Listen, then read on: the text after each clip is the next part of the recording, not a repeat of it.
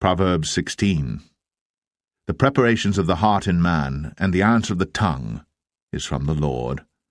All the ways of a man are clean in his own eyes, but the Lord weigheth the spirits. Commit thy works unto the Lord, and thy thoughts shall be established. The Lord hath made all things for himself, yea, even the wicked, for the day of evil. Every one that is proud in heart is an abomination to the Lord. Though hand join in hand, he shall not be unpunished. By mercy and truth iniquity is purged, and by the fear of the Lord men depart from evil. When a man's ways please the Lord, he maketh even his enemies to be at peace with him. Better is a little with righteousness than great revenues without right. A man's heart deviseth his way, but the Lord directeth his steps. A divine sentence is in the lips of the king. His mouth transgresseth not in judgment. A just weight and balance are the Lord's. All the weights of the bag are his work. It is an abomination to kings to commit wickedness, for the throne is established by righteousness. Righteous lips are the delight of kings, and they love him that speaketh right. The wrath of a king is as messengers of death, but a wise man will pacify it. In the light of the king's countenance is life, and his favour is as a cloud of the latter rain. How much better is it to get wisdom than gold, and to get understanding rather to be chosen than silver? The highway of the upright is to depart from evil. He that keepeth his way preserveth his soul. Pride goeth before destruction, and an haughty spirit before a fall. Better it is to be of an humble spirit with the lowly, than to divide the spoil with the proud. He that handleth a matter wisely shall find good, and whoso trusteth in the Lord, happy is he. The wise in heart shall be called prudent, and the sweetness of the lips increaseth learning. Understanding is a wellspring of life unto him that hath it, but the instruction of fools is folly. The heart of the wise teacheth his mouth, and addeth learning to his lips. Pleasant words are as an honeycomb, sweet to the soul, and health to the bones. There is a way that seemeth right unto a man, but the end thereof are the ways of death. He that laboureth for himself, for his mouth craveth it of him. An ungodly man diggeth up evil, and in his lips there is as a burning fire. A froward man soweth strife, and a whisperer separateth chief friends. A violent man enticeth his neighbour, and leadeth him into the way that is not good. He shutteth his eyes to devise froward things, moving his lips he bringeth evil to pass. The hoary head is a crown of glory, if it be found in the way of righteousness. He that is slow to anger is better than the mighty, and he that ruleth his spirit than he that taketh a city. The lot is cast into the lap, but the whole disposing thereof is of the Lord. Proverbs 17. Better is a dry morsel, and quietness therewith, than an house full of sacrifices with strife. A wise servant shall have rule over a son that causeth shame, and shall have part of the inheritance among the brethren. The refining pot is for silver, and the furnace for gold, but the Lord trieth the hearts. A wicked doer giveth heed to false lips, and a liar giveth ear to a naughty tongue. Whoso mocketh the poor reproacheth his Maker, and he that is glad at calamities shall not be unpunished. Children's children are the crown of old men, and the glory of children are their fathers. Excellent speech becometh not a fool, much less do lying lips a prince. A gift is as a precious stone in the eyes of him that hath it. Whithersoever it turneth, it prospereth. He that covereth a transgression seeketh love, but he that repeateth a matter separateth very friends. A reproof entereth more into a wise man than 100 stripes into a fool. An evil man seeketh only rebellion. Therefore a cruel messenger shall be sent against him. Let a bear robbed of her whelps meet a man, rather than a fool in his folly. Whoso rewardeth evil for good, evil shall not depart from his house. The beginning of strife is as when one letteth out water. Therefore leave off contention, before it be meddled with. He that justifieth the wicked, and he that condemneth the just, even they both are abomination to the Lord. Wherefore is there a price in the hand of a fool to get wisdom, seeing he hath no heart to it? A friend loveth at all times, and a brother is born for adversity. A man void of understanding striketh hands, and becometh surety in the presence of his friend. He loveth transgression that loveth strife, and he that exalteth his gate seeketh destruction. He that hath a froward heart findeth no good, and he that hath a perverse tongue falleth into mischief. He that begetteth a fool doeth it to his sorrow, and the father of a fool hath no joy. A merry heart doeth good like a medicine, but a broken spirit drieth the bones. A wicked man taketh a gift out of the bosom to pervert the ways of judgment. Wisdom is before him that hath understanding, but the eyes of a fool are in the ends of the earth. A foolish son is a grief to his father, and bitterness to her that bare him.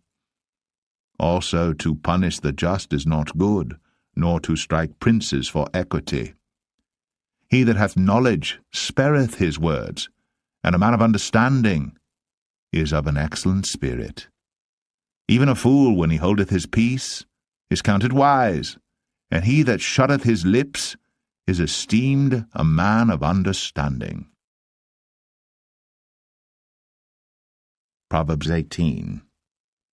Through desire a man, having separated himself, seeketh and intermeddleth with all wisdom. A fool hath no delight in understanding, but that his heart may discover itself.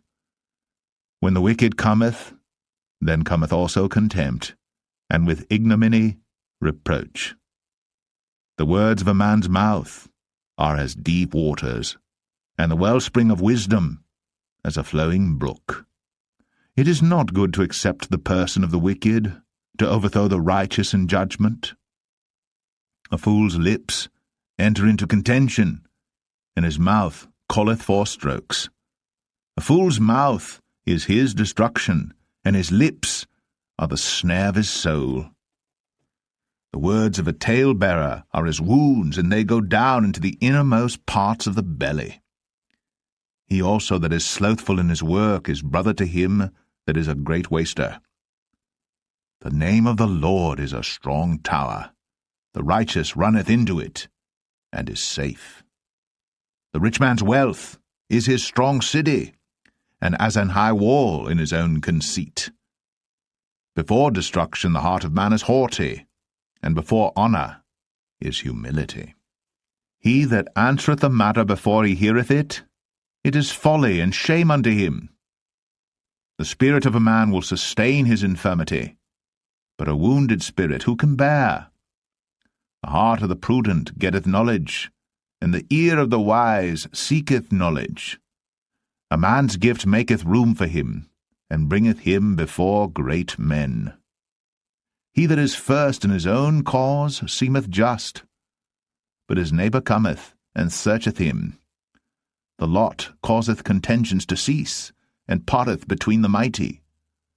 A brother offended is harder to be won than a strong city, and their contentions are like the bars of a castle. A man's belly shall be satisfied with the fruit of his mouth, and with the increase of his lips shall he be filled. Death and life are in the power of the tongue, and they that love it shall eat the fruit thereof. Whoso findeth a wife findeth a good thing, and obtaineth favour of the Lord. The poor useth entreaties, but the rich answereth roughly. A man that hath friends must show himself friendly, and there is a friend that sticketh closer than a brother. Proverbs 19. Better is the poor that walketh in his integrity than he that is perverse in his lips and is a fool. Also that the soul be without knowledge, it is not good, and he that hasteth with his feet sinneth. The foolishness of man perverteth his way, and his heart fretteth against the Lord. Wealth maketh many friends, but the poor is separated from his neighbor. A false witness shall not be unpunished, and he that speaketh lies shall not escape. Many will entreat the favour of the prince, and every man is a friend to him that giveth gifts.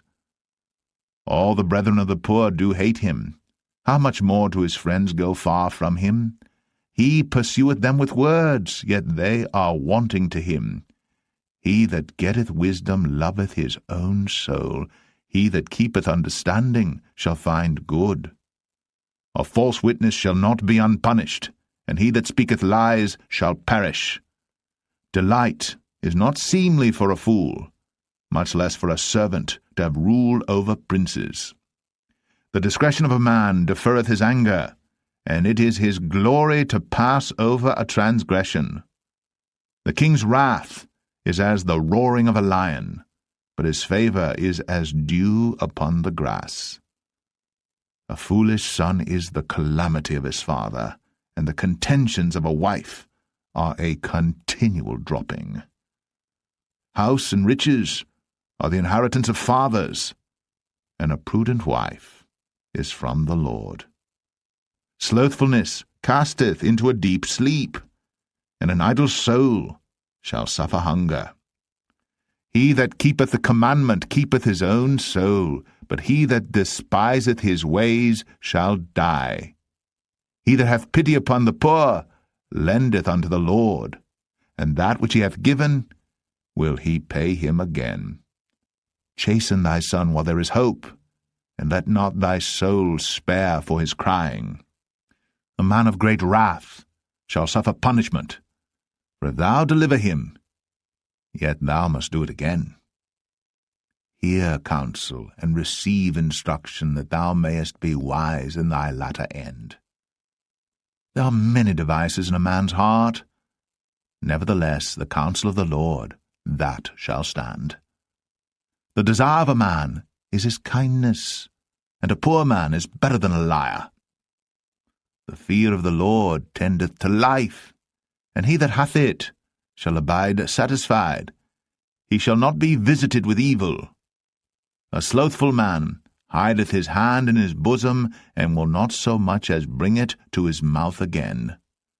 Smite a scorner, and the simple will beware, and reprove one that hath understanding, and he will understand knowledge. He that wasteth his father, and chaseth away his mother, is a son that causeth shame, and bringeth reproach. Cease, my son, to hear the instruction that causeth to err from the words of knowledge. An ungodly witness scorneth judgment, and the mouth of the wicked devoureth iniquity. Judgments are prepared for scorners, and stripes for the back of fools. Proverbs 20. Wine is a mocker, strong drink is raging, and whosoever is deceived thereby is not wise. The fear of a king is as the roaring of a lion. Whoso provoketh him to anger sinneth against his own soul. It is an honour for a man to cease from strife, but every fool will be meddling. The sluggard will not plough by reason of the cold, therefore shall he beg and harvest, and have nothing. Counsel in the heart of man is like deep water, but a man of understanding will draw it out. Most men will proclaim every one his own goodness, but a faithful man who can find? The just man walketh in his integrity, his children are blessed after him. A king that sitteth in the throne of judgment scattereth away all evil with his eyes. Who can say, I have made my heart clean, I am pure from my sin?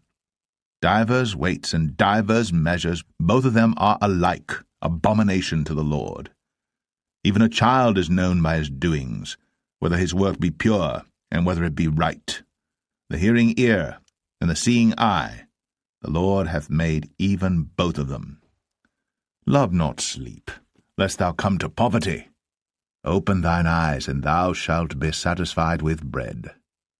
It is not, saith the buyer, but when he is gone his way, then he boasteth. There is gold and a multitude of rubies, but the lips of knowledge are a precious jewel. Take his garment that is surety for a stranger, and take a pledge of him for a strange woman. Bread of deceit is sweet to a man, but afterwards his mouth shall be filled with gravel.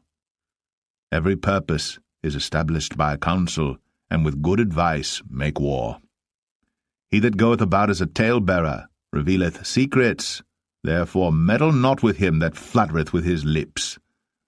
Whoso curseth his father or his mother, his lamp shall be put out in obscure darkness. An inheritance may be gotten hastily at the beginning, but the end thereof shall not be blessed.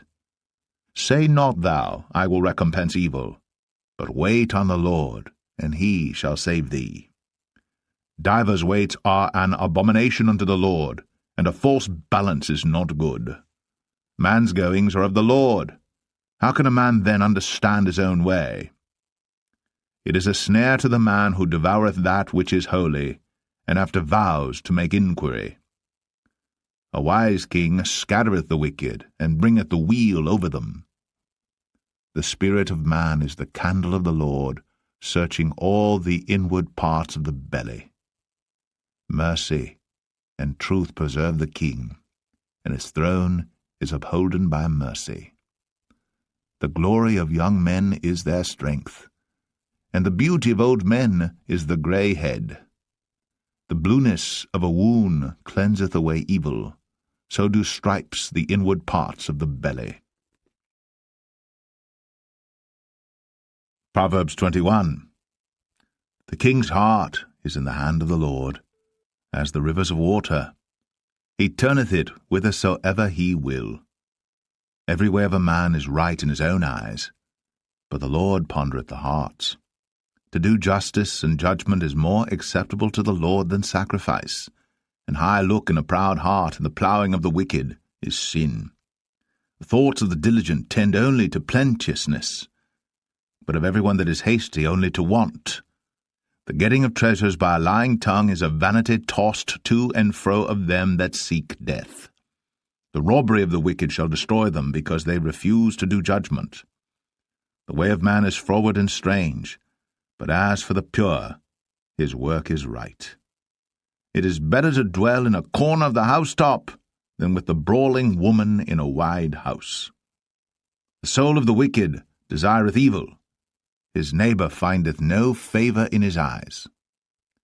When the scorner is punished, the simple is made wise, and when the wise is instructed, he receiveth knowledge. The righteous man wisely considereth the house of the wicked, but God overthroweth the wicked for their wickedness. Whoso stoppeth his ears at the cry of the poor, he also shall cry himself, but shall not be heard. A gift in secret pacifieth anger, and a reward in the bosom strong wrath. It is joy to the just to do judgment, but destruction shall be to the workers of iniquity. The man that wandereth out of the way of understanding shall remain in the congregation of the dead. He that loveth pleasure shall be a poor man. He that loveth wine and oil shall not be rich. The wicked shall be a ransom for the righteous, and the transgressor for the upright. It is better to dwell in the wilderness than with a contentious and an angry woman. There is treasure to be desired, and oil in the dwelling of the wise, but a foolish man spendeth it up. He that followeth after righteousness and mercy findeth life, righteousness, and honour. A wise man scaleth the city of the mighty, and casteth down the strength of the confidence thereof. Whoso keepeth his mouth and his tongue keepeth his soul from troubles. Proud and haughty scorner is his name, who dealeth in proud wrath. The desire of the slothful killeth him. for his hands refuse to labor. He coveteth greedily all the day long. But the righteous giveth and spareth not. The sacrifice of the wicked is abomination. How much more when he bringeth it with a wicked mind? A false witness shall perish, but the man that heareth speaketh constantly. A wicked man hardeneth his face, but as for the upright, he directeth his way. There is no wisdom, nor understanding, nor counsel against the Lord.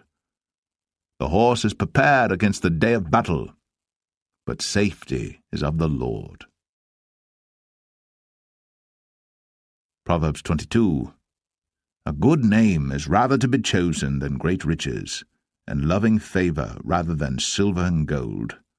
The rich and poor meet together. The Lord is the maker of them all. A prudent man foreseeth the evil, and hideth himself, but the simple pass on and are punished. By humility and the fear of the Lord are riches, and honour, and life. Thorns and snares are in the way of the froward. He that doth keep his soul shall be far from them. Train up a child in the way he should go, and when he is old, he will not depart from it. The rich ruleth over the poor, and the borrower is servant to the lender. He that soweth iniquity shall reap vanity, and the rod of his anger shall fail. He that hath a bountiful eye shall be blessed, for he giveth of his bread to the poor. Cast out the scorner, and contention shall go out, yea, strife and reproach shall cease. He that loveth pureness of heart, for the grace of his lips the king shall be his friend. The eyes of the Lord preserve knowledge, and he overthroweth the words of the transgressor.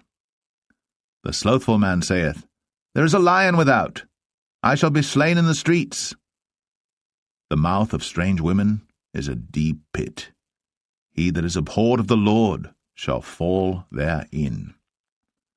Foolishness is bound in the heart of a child, but the rod of correction shall drive it far from him. He that oppresseth the poor to increase his riches, and he that giveth to the rich shall surely come to want. Bow down thine ear, and hear the words of the wise, and apply thine heart unto my knowledge. For it is a pleasant thing if thou keep them within thee. They shall withal be fitted in thy lips, that thy trust may be in the Lord. I have made known to thee this day, even to thee. Have not I written to thee excellent things in counsels and knowledge, that I might make thee know the certainty of the words of truth, that thou mightest answer the words of truth to them that send unto thee? Rob not the poor, because he is poor, neither oppress the afflicted in the gate. For the Lord will plead their cause, and spoil the soul of those that spoil them. Make no friendship with an angry man, and with a furious man thou shalt not go, lest thou learn his ways, and get a snare to thy soul. Be not thou one of them that strike hands, or of them that are sureties for debts. If thou hast nothing to pay, why should he take away thy bed from under thee? Remove not the ancient landmark which thy fathers have set. Seest thou a man diligent in his business? He shall stand before kings. He shall not stand before mean men. Proverbs 23.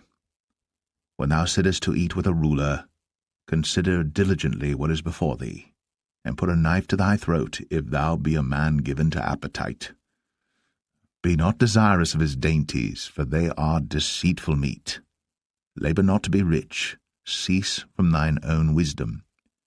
Wilt thou set thine eyes upon that which is not? For riches certainly make themselves wings, they fly away as an eagle toward heaven. Eat thou not the bread of him that hath an evil eye, neither desire thou his dainty meats. For as he thinketh in his heart, so is he. Eat and drink, saith he to thee, but his heart is not with thee. The morsel which thou hast eaten shalt thou vomit up, and lose thy sweet words. Speak not in the ears of a fool, for he will despise the wisdom of thy words.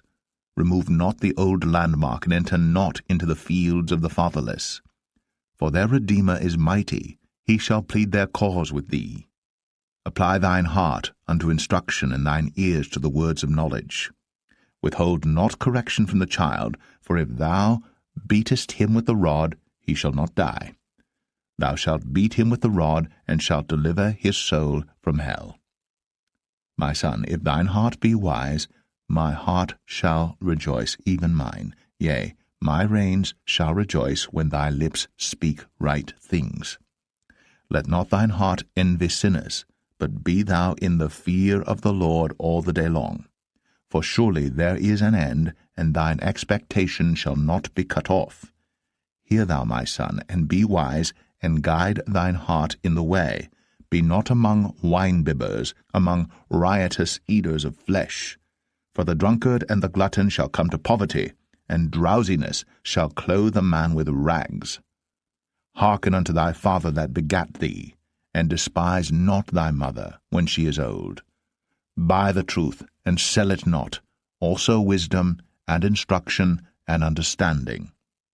The father of the righteous shall greatly rejoice, and he that begetteth a wise child shall have joy of him. Thy father and thy mother shall be glad, and she that bare thee shall rejoice. My son, give me thine heart, and let thine eyes observe my ways.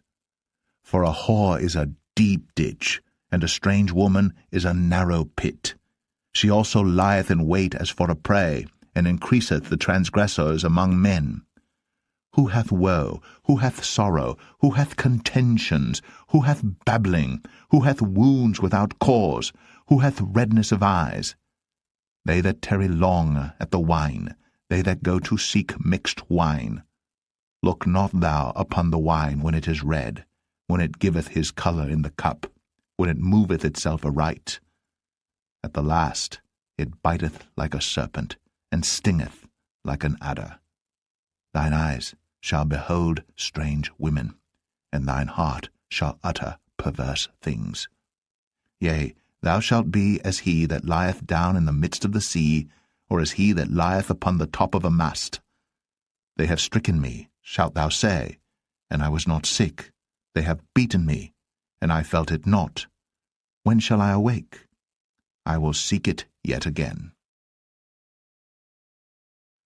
Proverbs 24. Be not thou envious against evil men, neither desire to be with them, for their heart studieth destruction, and their lips talk of mischief. Through wisdom is an house builded, and by understanding it is established, and by knowledge shall the chambers be filled with all precious and pleasant riches. A wise man is strong, yea, a man of knowledge increaseth strength. For by wise counsel thou shalt make thy war, and in multitude of counselors there is safety. Wisdom is too high for a fool. He openeth not his mouth in the gate. He that deviseth to do evil shall be called a mischievous person. The thought of foolishness is sin, and the scorner is an abomination to men. If thou faint in the day of adversity, thy strength is small.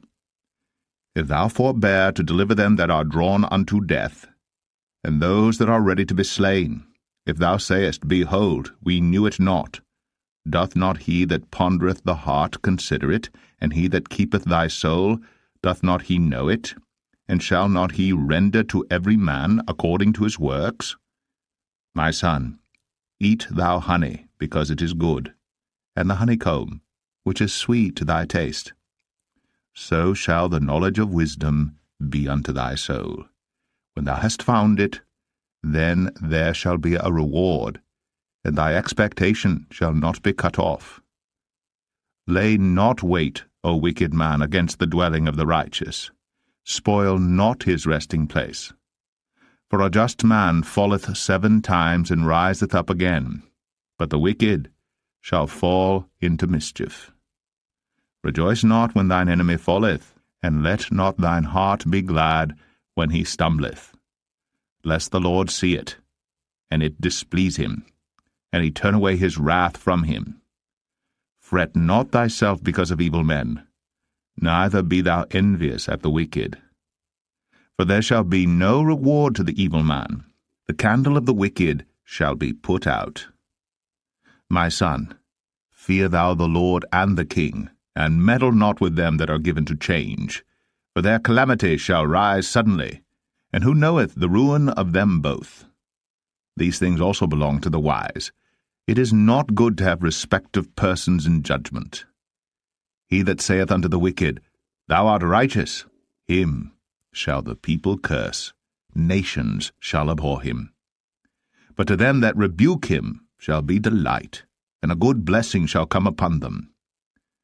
Every man shall kiss his lips that giveth a right answer. Prepare thy work without, and make it fit for thyself in the field, and afterwards build thine house. Be not a witness against thy neighbor without cause, and deceive not with thy lips. Say not, I will do so to him as he hath done to me. I will render to the man according to his work. I went by the field of the slothful, and by the vineyard of the man void of understanding, and lo, it was all grown over with thorns, and nettles had covered the face thereof, and the stone wall thereof was broken down. Then I saw and considered it well, I looked upon it, and received instruction. Yet a little sleep, a little slumber, a little folding of the hands to sleep. So shall thy poverty come as one that travelleth, and thy want as an armed man. Proverbs 25. These are also proverbs of Solomon, which the men of Hezekiah king of Judah copied out. It is the glory of God to conceal a thing, but the honour of kings is to search out a matter. The heaven for height, and the earth for depth, and the heart of kings is unsearchable. Take away the dross from the silver, and there shall come forth a vessel for the refiner. Take away the wicked from before the king, and his throne shall be established in righteousness. Put not forth thyself in the presence of the king, and stand not in the place of great men. For better it is that it be said unto thee, Come up hither, than that thou shouldst be put lower in the presence of the prince whom thine eyes have seen. Go not forth hastily to strive, lest thou know not what to do in the end thereof, when thy neighbor hath put thee to shame. Debate thy cause with thy neighbor himself, and discover not a secret to another, lest he that heareth it put thee to shame, and thine infamy turn not away. A word fitly spoken is like apples of gold in pictures of silver.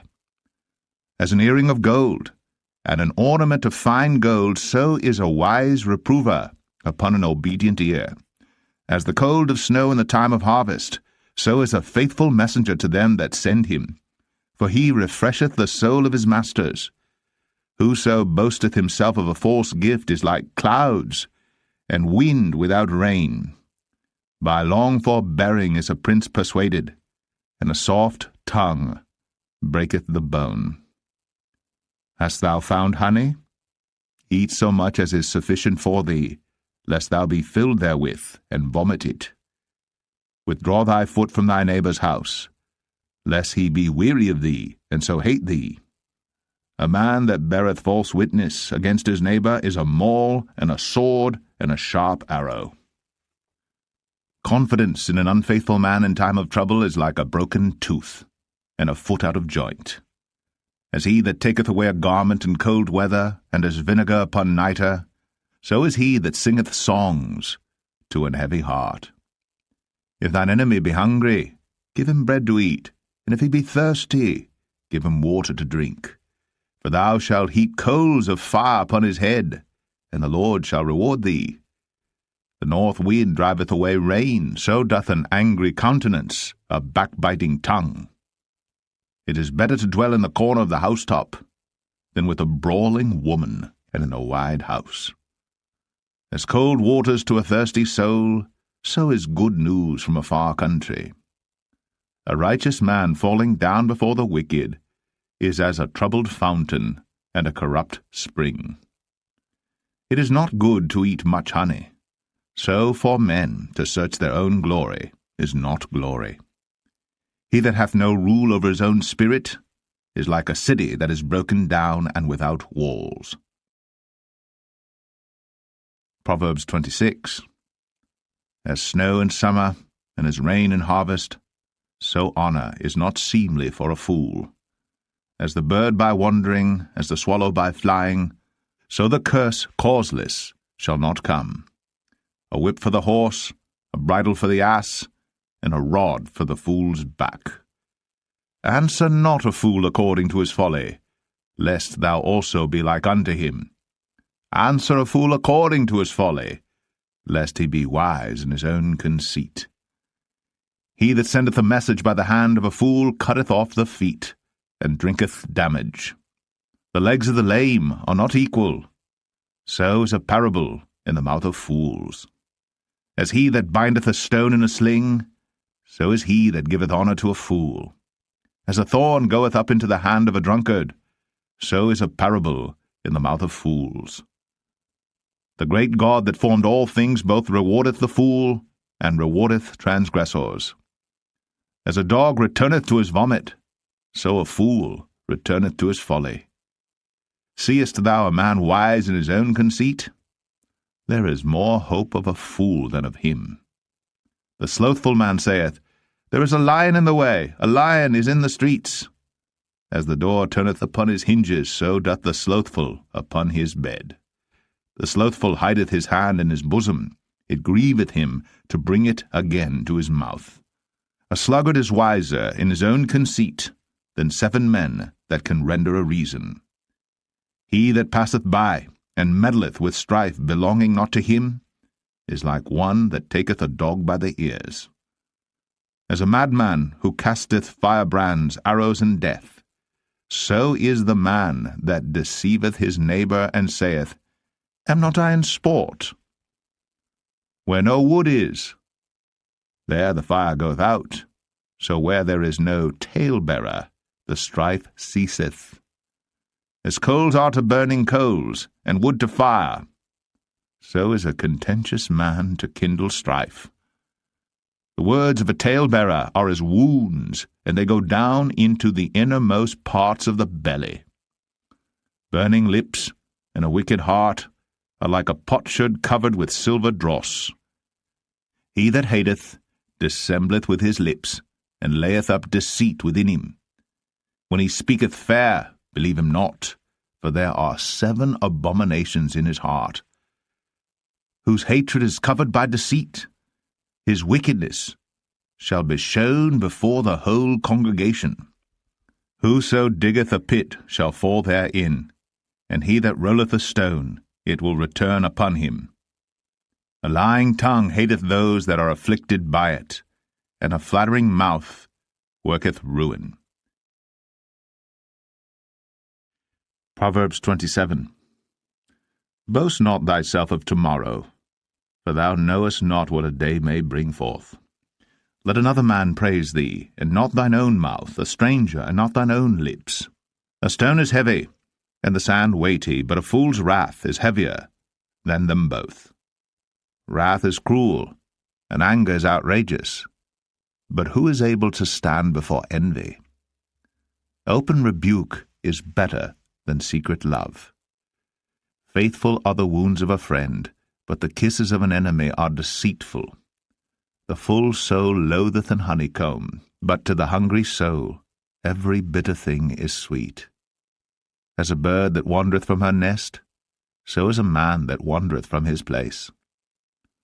Ointment and perfume rejoice the heart, so doth the sweetness of a man's friend by hearty counsel. Thine own friend and thy father's friend forsake not, neither go into thy brother's house in the day of thy calamity. For better is a neighbour that is near than a brother far off. My son, be wise, and make my heart glad, that I may answer him that reproacheth me. A prudent man foreseeth the evil and hideth himself, but the simple pass on and are punished. Take his garment that is surety for a stranger, and take a pledge of him for a strange woman. He that blesseth his friend with a loud voice, rising early in the morning, it shall be counted a curse to him. A continual dropping in a very rainy day, and a contentious woman are alike. Whosoever hideth her hideth the wind, and the ointment of his right hand which betrayeth itself. Iron sharpeneth iron, so a man sharpeneth the countenance of his friend. Whoso keepeth the fig tree shall eat the fruit thereof, so he that waiteth on his master shall be honoured. As in water face answereth to face, so the heart of man to man. Hell and destruction are never full, so the eyes of man are never satisfied. As the refining pot for silver, and the furnace for gold, so is a man to his praise. Though thou shouldst bray a fool in a mortar among wheat with a pestle, yet will not his foolishness depart from him. Be thou diligent to know the state of thy flocks, and look well to thy herds. For riches are not for ever, and doth the crown endure to every generation? The hay appeareth, and the tender grass showeth itself, and herbs of the mountains are gathered. The lambs are for thy clothing, and the goats are the price of the field. And thou shalt have goats' milk enough for thy food, for the food of thy household, and for the maintenance for thy maidens. Proverbs 28. The wicked flee when no man pursueth, but the righteous are bold as a lion. For the transgression of a land many are the princes thereof, but by a man of understanding and knowledge the state thereof shall be prolonged. A poor man that oppresseth the poor is like a sweeping rain which leaveth no food. They that forsake the law praise the wicked, but such as keep the law contend with them. Evil men understand not judgment, but they that seek the Lord understand all things. Better is the poor that walketh in his uprightness than he that is perverse in his ways, though he be rich. Whoso keepeth the law is a wise son, but he that is a companion of riotous men shameth his father. He that by usury and unjust gain increaseth his substance, he shall gather it for him that will pity the poor. He that turneth away his ear from hearing the law, even his prayer shall be abomination. Whoso causeth the righteous to go astray in an evil way, he shall fall himself into his own pit, but the upright shall have good things in possession. The rich man is wise in his own conceit, but the poor that hath understanding searcheth him out. When righteous men do rejoice, there is great glory, but when the wicked rise, a man is hidden. He that covereth his sins shall not prosper, but whoso confesseth and forsaketh them shall have mercy. Happy is the man that feareth always, but he that hardeneth his heart shall fall into mischief. As a roaring lion and a raging bear, so is a wicked ruler over the poor people. The prince that wanteth understanding is also a great oppressor, but he that hateth covetousness shall prolong his days. A man that doeth violence to the blood of any person shall flee to the pit. Let no man stay him. Whoso walketh uprightly shall be saved, but he that is perverse in his ways shall fall at once. He that tilleth his land shall have plenty of bread, but he that followeth after vain persons shall have poverty enough. A faithful man shall abound with blessings, but he that maketh haste to be rich shall not be innocent. To have respect of persons is not good, for a piece of bread that man will transgress. He that hasteth to be rich hath an evil eye, and considereth not that poverty shall come upon him. He that rebuketh a man afterwards shall find more favour than he that fluttereth with the tongue. Whoso robbeth his father or his mother, and saith, It is no transgression, the same is the companion of a destroyer. He that is of a proud heart stirreth up strife, but he that putteth his trust in the Lord shall be made fat. He that trusteth in his own heart is a fool, but whoso walketh wisely, he shall be delivered. He that giveth unto the poor shall not lack, but he that hideth his eyes shall have many a curse. When the wicked rise, men hide themselves, but when they perish, the righteous increase. Proverbs 29. He that being often reproved hardeneth his neck shall suddenly be destroyed, and that without remedy. When the righteous are in authority, the people rejoice, but when the wicked beareth rule, the people mourn. Whoso loveth wisdom rejoiceth his father, but he that keepeth company with harlots spendeth his substance. The king by judgment establisheth the land, but he that receiveth gifts overthroweth it. A man that flattereth his neighbour spreadeth a net for his feet. In the transgression of an evil man there is a snare, but the righteous doth sing and rejoice. The righteous considereth the cause of the poor, but the wicked regardeth not to know it. Scornful men bring a city into a snare, but wise men turn away wrath. If a wise man contendeth with a foolish man, whether he rage or laugh, there is no rest. The bloodthirsty hate the upright, but the just seek his soul. A fool uttereth all his mind, but a wise man keepeth it in till afterwards. If a ruler hearken to lies, all his servants are wicked.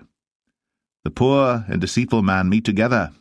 The Lord lighteneth both their eyes. The king that faithfully judgeth the poor, his throne shall be established for ever. The rod and reproof give wisdom, but a child left to himself bringeth his mother to shame. When the wicked are multiplied, transgression increaseth, but the righteous shall see their fall. Correct thy son, and he shall give thee rest, yea, he shall give delight unto thy soul. Where there is no vision, the people perish, but he that keepeth the law, happy is he. The servant will not be corrected by words, for though he understand, he will not answer. Seest thou a man that is hasty in his words? There is more hope of a fool than of him. He that delicately bringeth up his servant from a child shall have him become his son at the length. An angry man stirreth up strife, and a furious man aboundeth in transgression. A man's pride shall bring him low, but honour shall uphold the humble in spirit. Whoso is partner with a thief hateth his own soul. He heareth cursing, and betrayeth it not. The fear of man bringeth a snare, but whoso putteth his trust in the Lord shall be safe. Many seek the ruler's favour, but every man's judgment cometh from the Lord. An unjust man is an abomination to the just, and he that is upright in the way is abomination to the wicked. Proverbs 30. The words of Agur the son of Jakeh, even the prophecy. The man spake unto Ithiel, even unto Ithiel and Ukal. Surely I am more brutish than any man, and have not the understanding of a man. I neither learned wisdom, nor have the knowledge of the holy. Who hath ascended up into heaven, or descended? Who hath gathered the wind in his fists? Who hath bound the waters in a garment? Who hath established all the ends of the earth? What is his name? And what is his son's name, if thou canst tell? Every word of God is pure. He is a shield unto them that put their trust in him. Add thou not unto his words, lest he reprove thee, and thou be found a liar. 2 things have I required of thee. Deny me them not before I die. Remove far from me vanity and lies. Give me neither poverty nor riches. Feed me with food convenient for me. Lest I be full and deny thee, and say, Who is the Lord? Or lest I be poor and steal, and take the name of my God in vain. Accuse not a servant unto his master, lest he curse thee, that thou be found guilty. There is a generation that curseth their father, and doth not bless their mother. There is a generation that are pure in their own eyes, and yet is not washed from their filthiness. There is a generation, oh, how lofty are their eyes, and their eyelids are lifted up. There is a generation whose teeth are as swords, and their jaw teeth as knives, to devour the poor from off the earth, and the needy from among men. The horse leech hath 2 daughters, crying, Give, give. There are 3 things that are never satisfied, yea, 4 things say not, It is enough: the grave, and the barren womb, the earth that is not filled with water, and the fire that saith not, It is enough. The eye that mocketh at his father, and despiseth to obey his mother, the ravens of the valley shall pick it out, and the young eagles shall eat it. There be 3 things which are too wonderful for me, yea, 4 which I know not: the way of an eagle in the air, the way of a serpent upon a rock, the way of a ship in the midst of the sea, and the way of a man with a maid. Such is the way of an adulterous woman. She eateth, and wipeth her mouth, and saith, I have done no wickedness. For 3 things the earth is disquieted, and for 4 which it cannot bear: for a servant when he reigneth, and a fool when he is filled with meat, for an odious woman when she is married, and an handmaid that is heir to her mistress. There be 4 things which are little upon the earth, but they are exceeding wise. The ants are a people not strong, yet they prepare their meat in the summer. The conies are but a feeble folk, yet make they their houses in the rocks. The locusts have no king, yet go they forth all of them by bands. The spider taketh hold with her hands, and is in kings' palaces. There be 3 things which go well, yea, 4 are comely in going: a lion which is strongest among beasts, and turneth not away for any; a greyhound, and he-goat also, and a king against whom there is no rising up. If thou hast done foolishly in lifting up thyself, or if thou hast thought evil, lay thine hand upon thy mouth. Surely the churning of milk bringeth forth butter, and the wringing of the nose bringeth forth blood. So the forcing of wrath bringeth forth strife.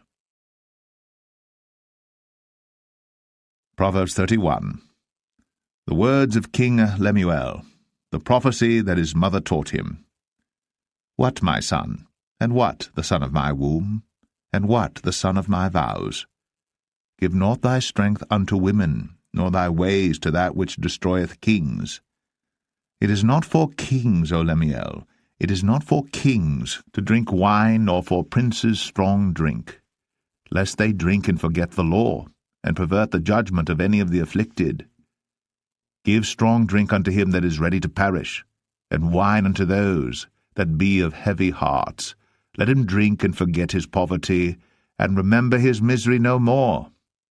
Open thy mouth for the dumb in the cause of all such as are appointed to destruction. Open thy mouth, judge righteously, and plead the cause of the poor needy. Who can find a virtuous woman? For her price is far above rubies. The heart of her husband doth safely trust in her, so that he shall have no need of spoil. She will do him good, and not evil, all the days of her life. She seeketh wool and flax, and worketh willingly with her hands. She is like the merchant's ships. She bringeth her food from afar. She riseth also while it is yet night, and giveth meat to her household, and a portion to her maidens. She considereth a field, and buyeth it. With the fruit of her hands she planteth a vineyard. She girdeth her loins with strength, and strengtheneth her arms. She perceiveth that her merchandise is good. Her candle goeth not out by night. She layeth her hands to the spindle, and her hands hold the distaff. She stretcheth out her hand to the poor, yea, she reacheth forth her hands to the needy. She is not afraid of the snow for her household, for all her household are clothed with scarlet. She maketh herself coverings of tapestry. Her clothing is silk and purple. Her husband is known at the gates when he sitteth among the elders of the land.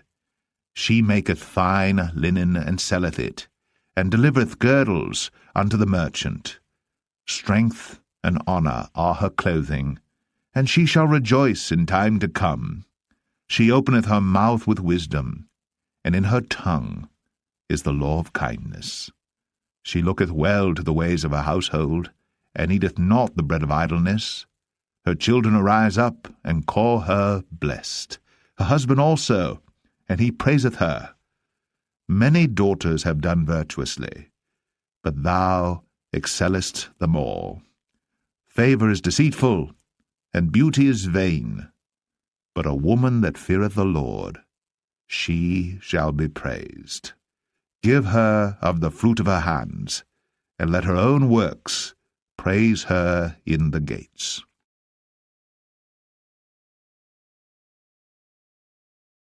The Book of Ecclesiastes, Chapter 1. The words of the preacher, the son of David, king in Jerusalem. Vanity of vanities, saith the preacher, vanity of vanities, all is vanity.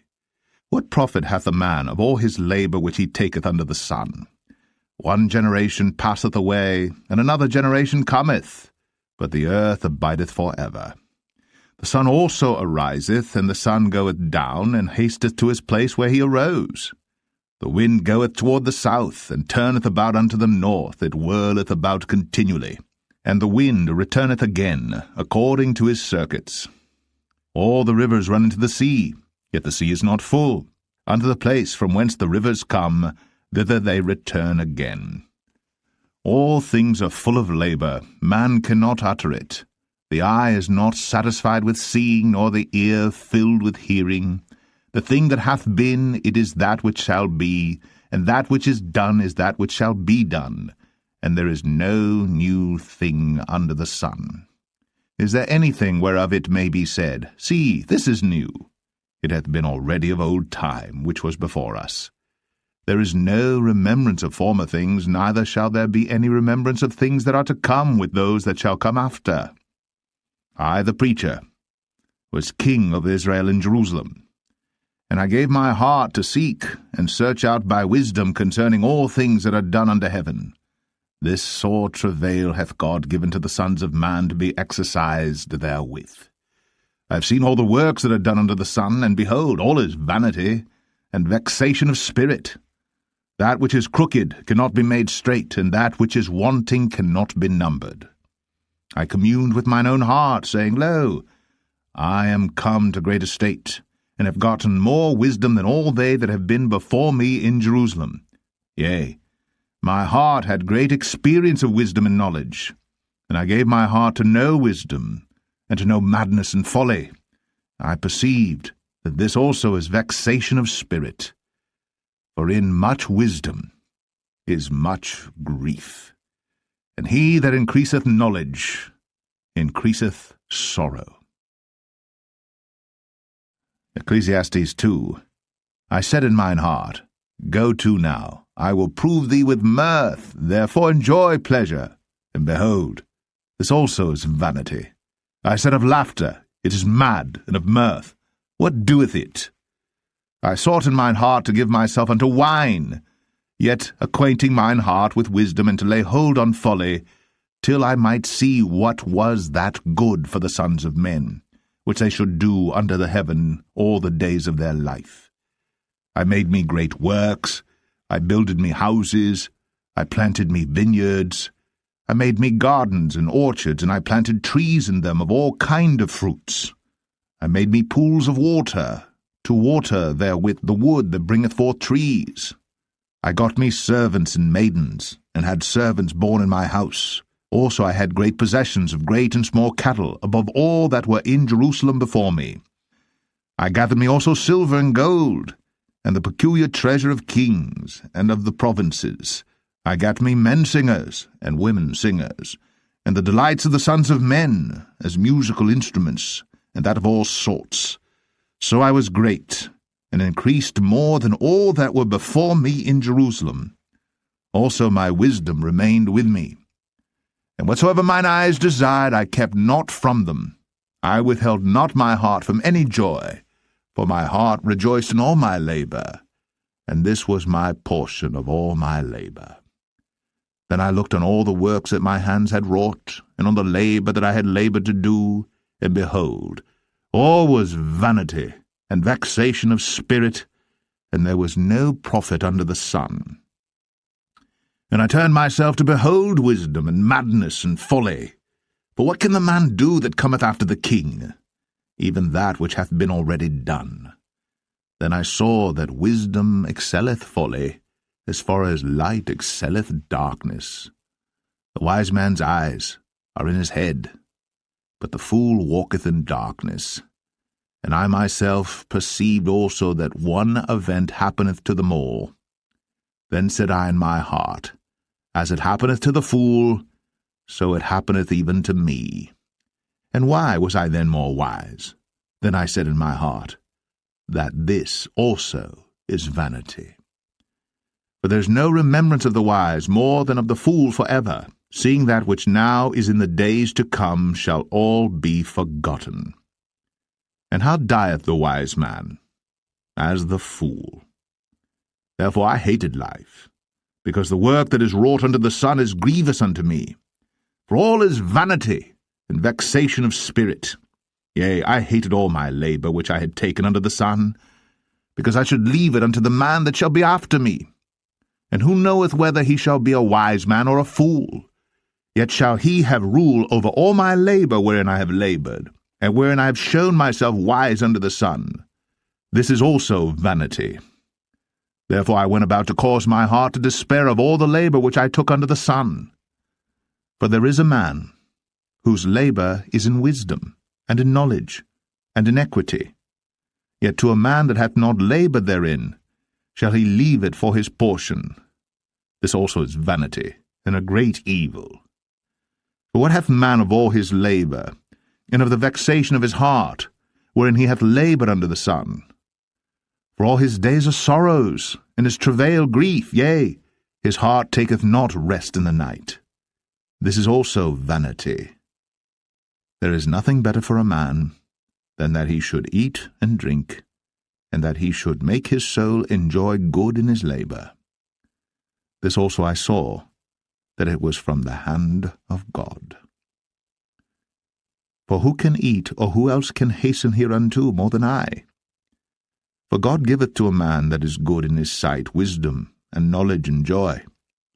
But to the sinner he giveth travail, to gather and to heap up, that he may give to him that is good before God. This also is vanity, and vexation of spirit. Ecclesiastes 3.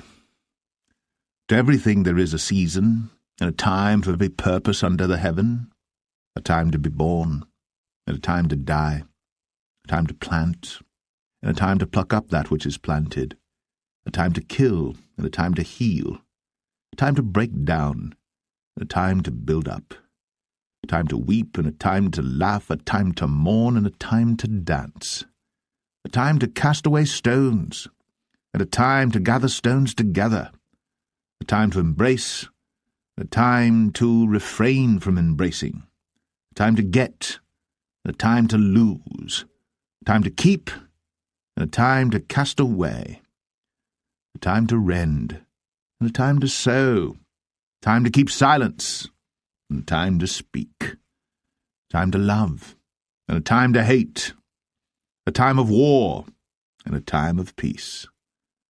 What profit hath he that worketh in that wherein he laboureth? I have seen the travail which God hath given to the sons of men to be exercised in it. He hath made everything beautiful in his time. Also he hath set the world in their heart, so that no man can find out the work that God maketh from the beginning to the end. I know that there is no good in them, but for a man to rejoice and to do good in his life, and also that every man should eat and drink and enjoy the good of all his labour. It is the gift of God. I know that whatsoever God doeth, it shall be for ever. Nothing can be put to it, nor anything taken from it. And God doeth it, that men should fear before him. That which hath been is now, and that which is to be hath already been. And God requireth that which is past. And moreover, I saw under the sun the place of judgment, that wickedness was there, and the place of righteousness, that iniquity was there. I said in mine heart, God shall judge the righteous and the wicked, for there is a time there for every purpose, and for every work. I said in mine heart concerning the estate of the sons of men, that God might manifest them, and that they might see that they themselves are beasts. For that which befalleth the sons of men befalleth beasts.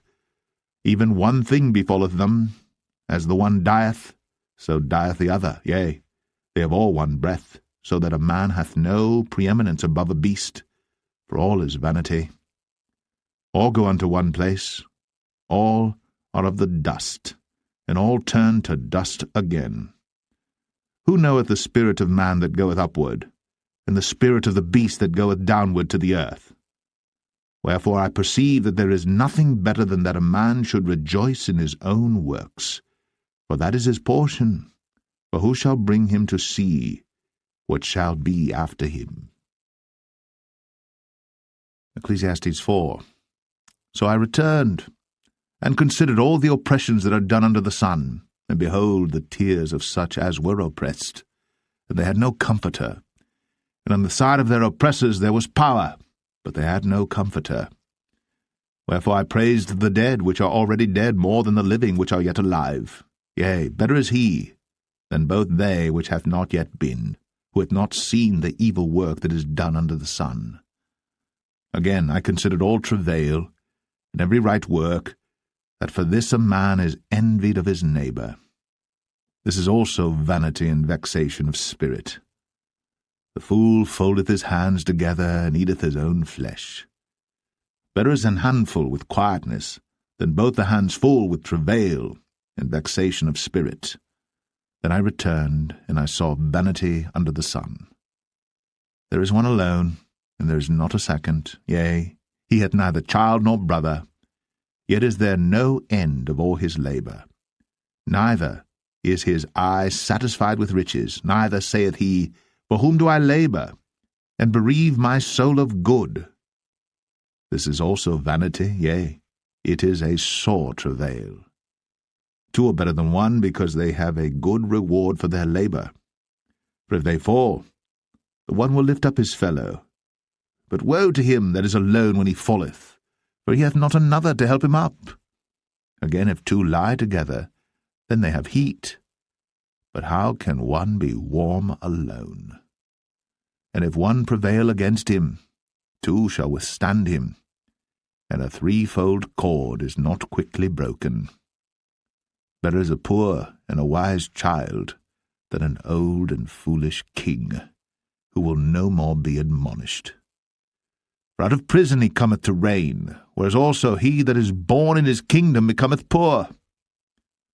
I considered all the living which walk under the sun, with the second child that shall stand up in his stead. There is no end of all the people, even of all that have been before them. They also that come after shall not rejoice in him. Surely this also is vanity and vexation of spirit. Ecclesiastes 5. Keep thy foot when thou goest to the house of God, and be more ready to hear than to give the sacrifice of fools. For they consider not that they do evil. Be not rash with thy mouth, and let not thine heart be hasty to utter anything before God. For God is in heaven, and thou upon earth. Therefore let thy words be few. For a dream cometh through the multitude of business, and a fool's voice is known by multitude of words. When thou vowest a vow unto God, defer not to pay it, for he hath no pleasure in fools. Pay that which thou hast vowed. Better is it that thou shouldst not vow, than that thou shouldst vow and not pay. Suffer not thy mouth to cause thy flesh to sin, neither say thou before the angel that it was an error. Wherefore should God be angry at thy voice, and destroy the work of thine hands? For in the multitude of dreams and many words there are also divers vanities. But fear thou God. If thou seest the oppression of the poor, and violent perverting of judgment and justice in a province, marvel not at the matter. For he that is higher than the highest regardeth, and there be higher than they. Moreover, the profit of the earth is for all. The king himself is served by the field. He that loveth silver shall not be satisfied with silver, nor he that loveth abundance with increase. This is also vanity. When goods increase, they are increased that eat them. And what good is there to the owners thereof, saving the beholding of them with their eyes? The sleep of a labouring man is sweet, whether he eat little or much, but the abundance of the rich will not suffer him to sleep. There is a sore evil which I have seen under the sun, namely, riches, kept for the owners thereof to their hurt. But those riches perish by evil travail. And he begetteth a son, and there is nothing in his hand. As he came forth of his mother's womb, naked shall he return to go as he came, and shall take nothing of his labour, which he may carry away in his hand. And this also is a sore evil, that in all points as he came, so shall he go. And what profit hath he that hath laboured for the wind? All his days also he eateth in darkness, and he hath much sorrow and wrath with his sickness. Behold that which I have seen. It is good and comely for one to eat and to drink, and to enjoy the good of all his labour that he taketh under the sun all the days of his life which God giveth him, for it is his portion. Every man also to whom God hath given riches and wealth, and hath given him power to eat thereof, and to take his portion, and to rejoice in his labour, this is the gift of God. For he shall not much remember the days of his life, because God answereth him in the joy of his heart. Ecclesiastes 6. There is an evil which I have seen under the sun, and it is common among men. A man to whom God hath given riches, wealth, and honour, so that he wanteth nothing for his soul of all that he desireth. Yet God giveth him not power to eat thereof, but a stranger eateth it. This is vanity, and it is an evil disease. If a man beget 100 children, and live many years, so that the days of his years be many, and his soul be not filled with good, and also that he have no burial, I say that an untimely birth is better than he. For he cometh in with vanity, and departeth in darkness, and his name shall be covered with darkness. Moreover, he hath not seen the sun, nor known any thing. This hath more rest than the other. Yea, though he live 1,000 years twice told, yet hath he seen no good. Do not all go to one place. All the labour of man is for his mouth, and yet the appetite is not filled. For what hath the wise more than the fool? What hath the poor, that knoweth to walk before the living? Better is the sight of the eyes than the wandering of the desire. This is also vanity, and vexation of spirit. That which hath been is named already, and it is known that it is man. Neither may he contend with him that is mightier than he. Seeing there be many things that increase vanity, what is man the better? For who knoweth what is good for man in this life? All the days of his vain life which he spendeth as a shadow. For who can tell a man what shall be after him under the sun? Ecclesiastes 7. A good name is better than precious ointment, and the day of death than the day of one's birth. It is better to go to the house of mourning than to go to the house of feasting, for that is the end of all men, and the living will lay it to his heart. Sorrow is better than laughter, for by the sadness of the countenance the heart is made better. The heart of the wise is in the house of mourning, but the heart of fools is in the house of mirth. It is better to hear the rebuke of the wise than for a man to hear the song of fools. For as the crackling of thorns under a pot, so is the laughter of the fool. This also is vanity. Surely oppression maketh a wise man mad, and a gift destroyeth the heart. Better is the end of a thing than the beginning thereof, and the patient in spirit is better than the proud in spirit. Be not hasty in thy spirit to be angry, for anger resteth in the bosom of fools. Say not thou, what is the cause that the former days were better than these? For thou dost not inquire wisely concerning this. Wisdom is good with an inheritance, and by it there is profit to them that see the sun. For wisdom is a defense, and money is a defense. But the excellency of knowledge is, that wisdom giveth life to them that have it. Consider the work of God. For who can make that straight which he hath made crooked? In the day of prosperity be joyful, but in the day of adversity consider. God also hath set the one over against the other, to the end that man should find nothing after him. All things have I seen in the days of my vanity. There is a just man that perisheth in his righteousness, and there is a wicked man that prolongeth his life in his wickedness. Be not righteous over much, neither make thyself over wise. Why shouldst thou destroy thyself? Be not overmuch wicked, neither be thou foolish. Why shouldst thou die before thy time? It is good that thou shouldst take hold of this, yea, also from this withdraw not thine hand. For he that feareth God shall come forth of them all. Wisdom strengtheneth the wise more than 10 mighty men which are in the city. For there is not a just man upon earth that doeth good, and sinneth not. Also take no heed unto all the words that are spoken, lest thou hear thy servant curse thee. For oftentimes also thine own heart knoweth that thou thyself likewise hast cursed others. All this have I proved by wisdom. I said, I will be wise, but it was far from me. That which is far off, and exceeding deep, who can find it out? I applied mine heart to know, and to search, and to seek out wisdom, and the reason of things, and to know the wickedness of folly, even of foolishness and madness.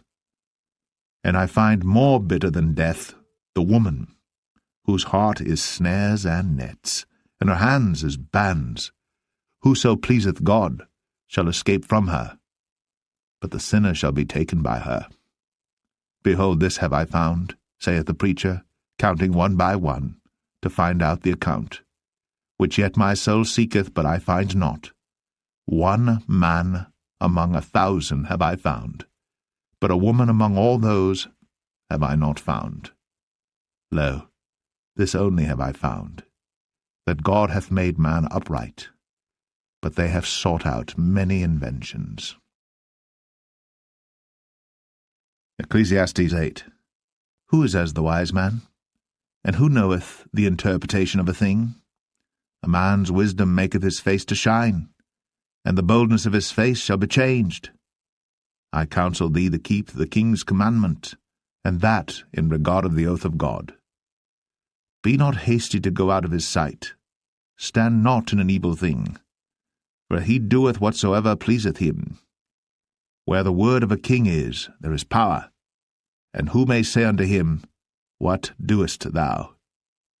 Whoso keepeth the commandment shall feel no evil thing, and a wise man's heart discerneth both time and judgment. Because to every purpose there is time and judgment. Therefore the misery of man is great upon him. For he knoweth not that which shall be, for who can tell him when it shall be? There is no man that hath power over the spirit to retain the spirit, neither hath he power in the day of death. And there is no discharge in that war, neither shall wickedness deliver those that are given to it.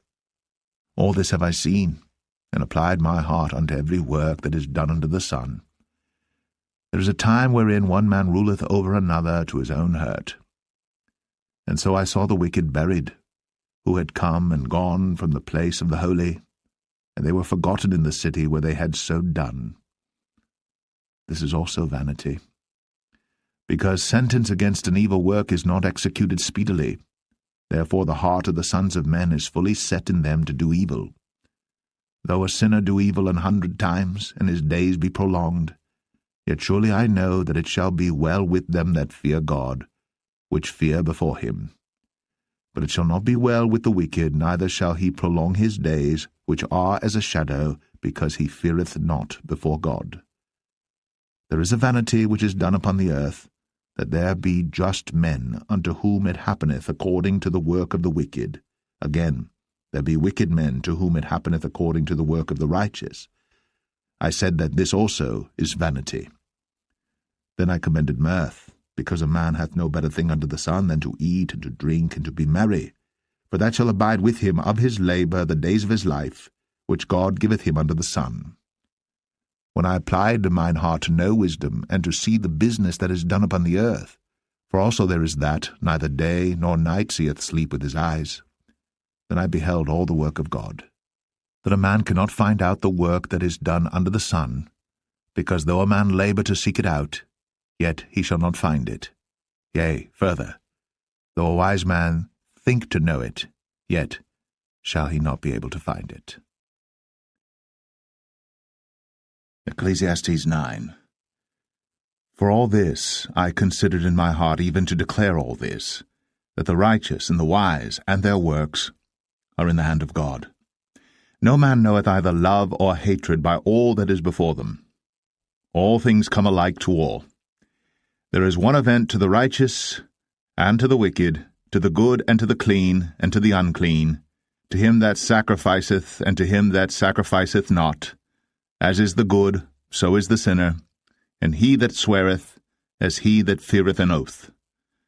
This is an evil among all things that are done under the sun, that there is one event unto all. Yea, also the heart of the sons of men is full of evil, and madness is in their heart while they live. And after that they go to the dead. For to him that is joined to all the living there is hope, for a living dog is better than a dead lion. For the living know that they shall die, but the dead know not anything, neither have they any more a reward. For the memory of them is forgotten. Also their love and their hatred and their envy is now perished. Neither have they any more a portion for ever in anything that is done under the sun. Go thy way, eat thy bread with joy, and drink thy wine with a merry heart. For God now accepteth thy works. Let thy garments be always white, and let thy head lack no ointment. Live joyfully with the wife whom thou lovest all the days of the life of thy vanity, which he hath given thee under the sun, all the days of thy vanity, for that is thy portion in this life, and in thy labour which thou takest under the sun. Whatsoever thy hand findeth to do, do it with thy might. For there is no work, nor device, nor knowledge, nor wisdom in the grave whither thou goest. I returned, and saw under the sun that the race is not to the swift, nor the battle to the strong, neither yet bread to the wise, nor yet riches to men of understanding, nor yet favour to men of skill, but time and chance happeneth to them all. For man also knoweth not his time, as the fishes that are taken in an evil net, and as the birds that are caught in the snare. So are the sons of men snared in an evil time, when it falleth suddenly upon them. This wisdom have I seen also under the sun, and it seemed great unto me. There was a little city, and few men within it. And there came a great king against it, and besieged it, and built great bulwarks against it. Now there was found in it a poor wise man, and he by his wisdom delivered the city. Yet no man remembered that same poor man. Then said I, Wisdom is better than strength.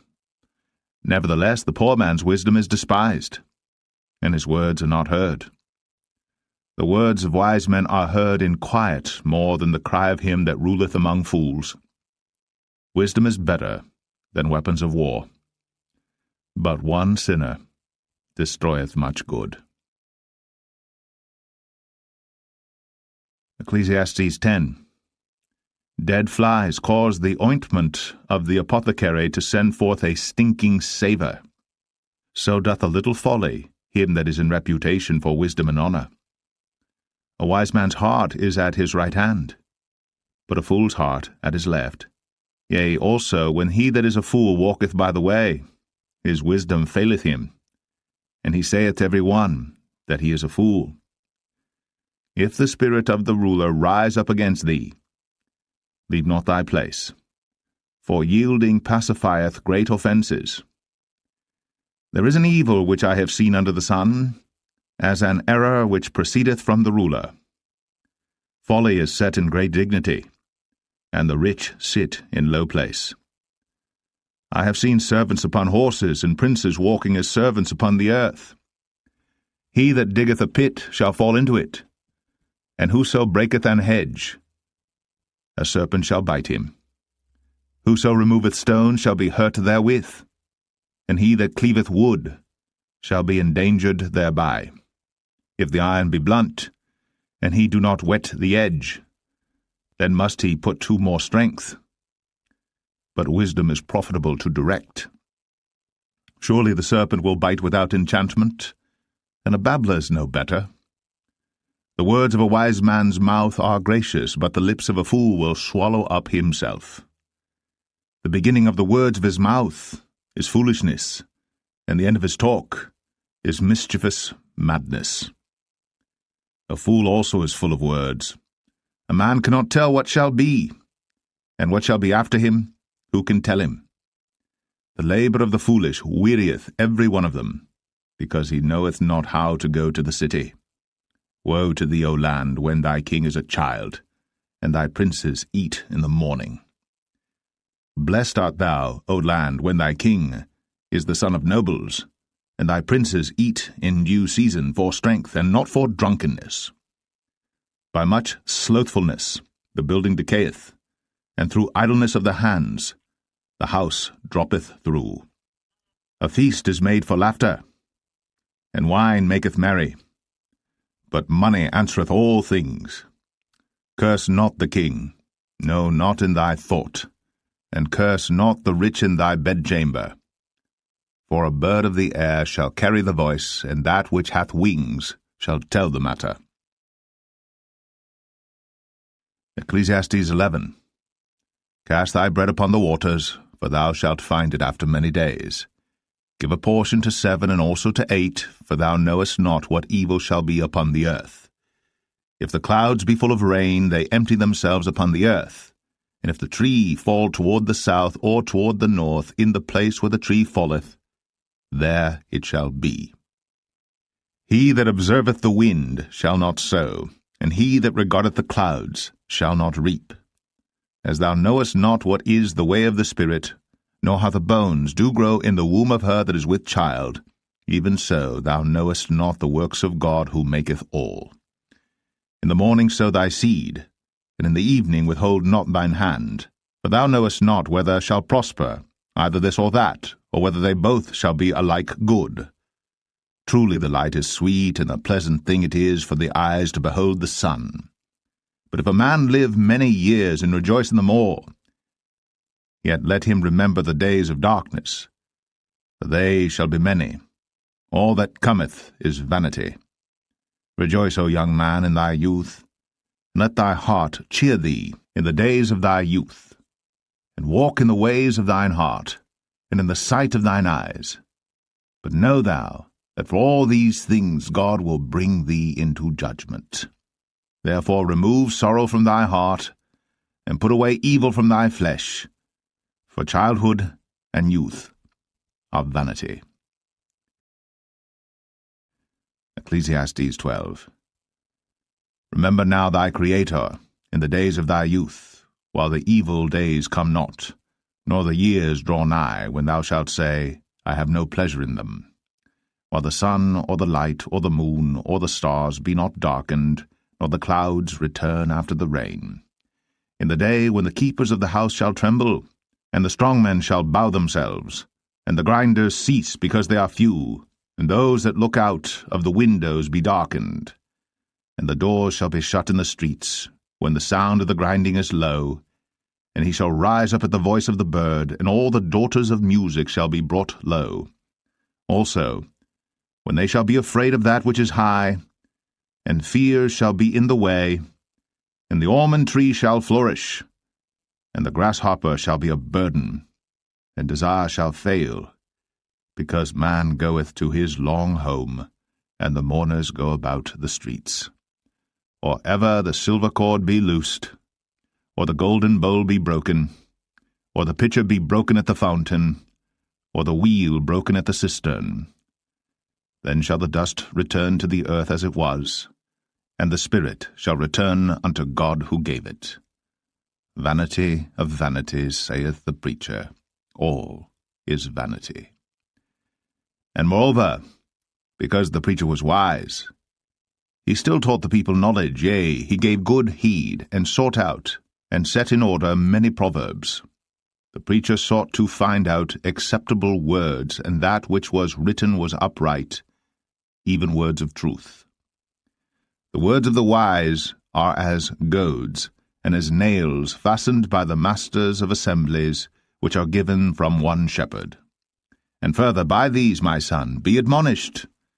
Of making many books there is no end, and much study is a weariness of the flesh. Let us hear the conclusion of the whole matter. Fear God, and keep his commandments, for this is the whole duty of man. For God shall bring every work into judgment, with every secret thing, whether it be good or whether it be evil. The Song of Solomon, Chapter 1. The Song of Songs which is Solomon's. Let him kiss me with the kisses of his mouth, for thy love is better than wine. Because of the savour of thy good ointments, thy name is an ointment poured forth. Therefore do the virgins love thee. Draw me, we will run after thee. The king hath brought me into his chambers. We will be glad and rejoice in thee. We will remember thy love more than wine. The upright love thee. I am black but comely, O ye daughters of Jerusalem, as the tents of Kedar, as the curtains of Solomon. Look not upon me because I am black, because the sun hath looked upon me. My mother's children were angry with me. They made me the keeper of the vineyards, but mine own vineyard have I not kept. Tell me, O thou whom my soul loveth, where thou feedest, where thou makest thy flock to rest at noon? For why should I be as one that turneth aside by the flocks of thy companions? If thou know not, O thou fairest among women, go thy way forth by the footsteps of the flock, and feed thy kids beside the shepherd's tents. I have compared thee, O my love, to a company of horses in Pharaoh's chariots. Thy cheeks are comely with rows of jewels, thy neck with chains of gold. We will make thee borders of gold with studs of silver. While the king sitteth at his table, my spikenard sendeth forth the smell thereof. A bundle of myrrh is my well-beloved unto me. He shall lie all night betwixt my breasts. My beloved is unto me as a cluster of camphire in the vineyards of En-gedi. Behold, thou art fair, my love. Behold, thou art fair. Thou hast dove's eyes. Behold, thou art fair, my beloved. Yea, pleasant also. Our bed is green. The beams of our house are cedar, and our rafters of fir. Song of Solomon 2. I am the rose of Sharon, and the lily of the valleys. As the lily among thorns, so is my love among the daughters. As the apple tree among the trees of the wood, so is my beloved among the sons. I sat down under his shadow with great delight, and his fruit was sweet to my taste. He brought me to the banqueting house, and his banner over me was love. Stay me with flagons, comfort me with apples, for I am sick of love. His left hand is under my head, and his right hand doth embrace me. I charge you, O ye daughters of Jerusalem, by the roes and by the hinds of the field, that ye stir not up, nor awake my love, till he please. The voice of my beloved, behold, he cometh leaping upon the mountains, skipping upon the hills. My beloved is like a roe or a young hart. Behold, he standeth behind our wall. He looketh forth at the windows, showing himself through the lattice. My beloved spake, and said unto me, Rise up, my love, my fair one, and come away. For lo, the winter is past, the rain is over and gone, the flowers appear on the earth, the time of the singing birds is come, and the voice of the turtle is heard in our land. The fig tree putteth forth her green figs, and the vines with the tender grape give a good smell. Arise, my love, my fair one, and come away. O my dove, that art in the clefts of the rock, in the secret places of the stairs, let me see thy countenance, let me hear thy voice, for sweet is thy voice, and thy countenance is comely. Take us the foxes, the little foxes, that spoil the vines, for our vines have tender grapes. My beloved is mine, and I am his. He feedeth among the lilies. Until the day break, and the shadows flee away, turn, my beloved, and be thou like a roe or a young hart upon the mountains of Bether. Song of Solomon 3. By night, on my bed, I sought him whom my soul loveth, I sought him, but I found him not. I will rise now, and go about the city in the streets, and in the broad ways I will seek him whom my soul loveth. I sought him, but I found him not. The watchmen that go about the city found me, to whom I said, Saw ye him whom my soul loveth? It was but a little that I passed from them, but I found him whom my soul loveth. I held him, and would not let him go, until I had brought him into my mother's house, and into the chamber of her that conceived me. I charge you, O ye daughters of Jerusalem, by the roes and by the hinds of the field, that ye stir not up nor awake my love till he please.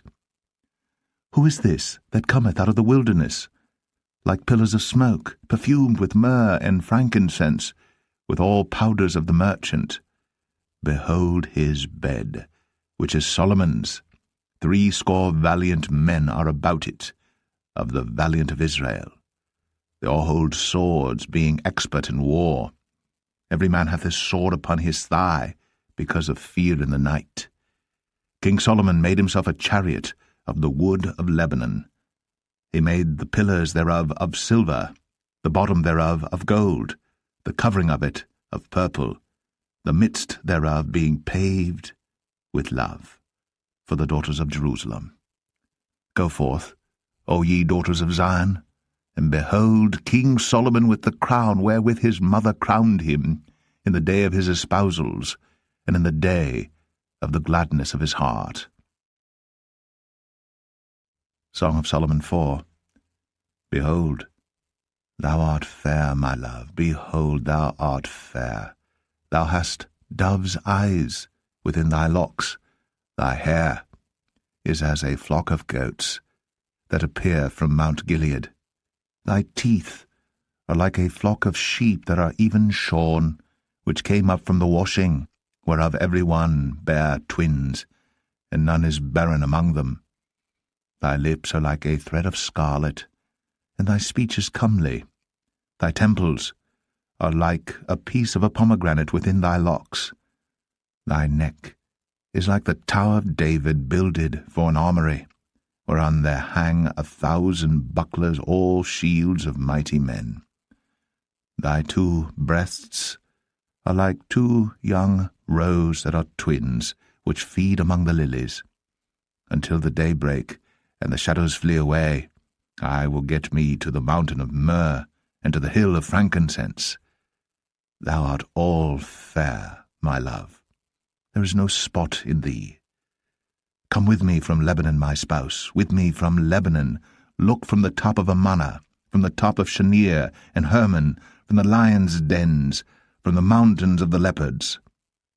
Thou hast ravished my heart, my sister, my spouse. Thou hast ravished my heart with one of thine eyes, with one chain of thy neck. How fair is thy love, my sister, my spouse! How much better is thy love than wine, and the smell of thine ointments than all spices. Thy lips, O my spouse, drop as the honeycomb. Honey and milk are under thy tongue, and the smell of thy garments is like the smell of Lebanon. A garden enclosed is my sister, my spouse, a spring shut up, a fountain sealed. Thy plants are an orchard of pomegranates with pleasant fruits, camphire with spikenard and saffron, calamus and cinnamon, with all trees of frankincense, myrrh and aloes, with all the chief spices, a fountain of gardens, a well of living waters, and streams from Lebanon.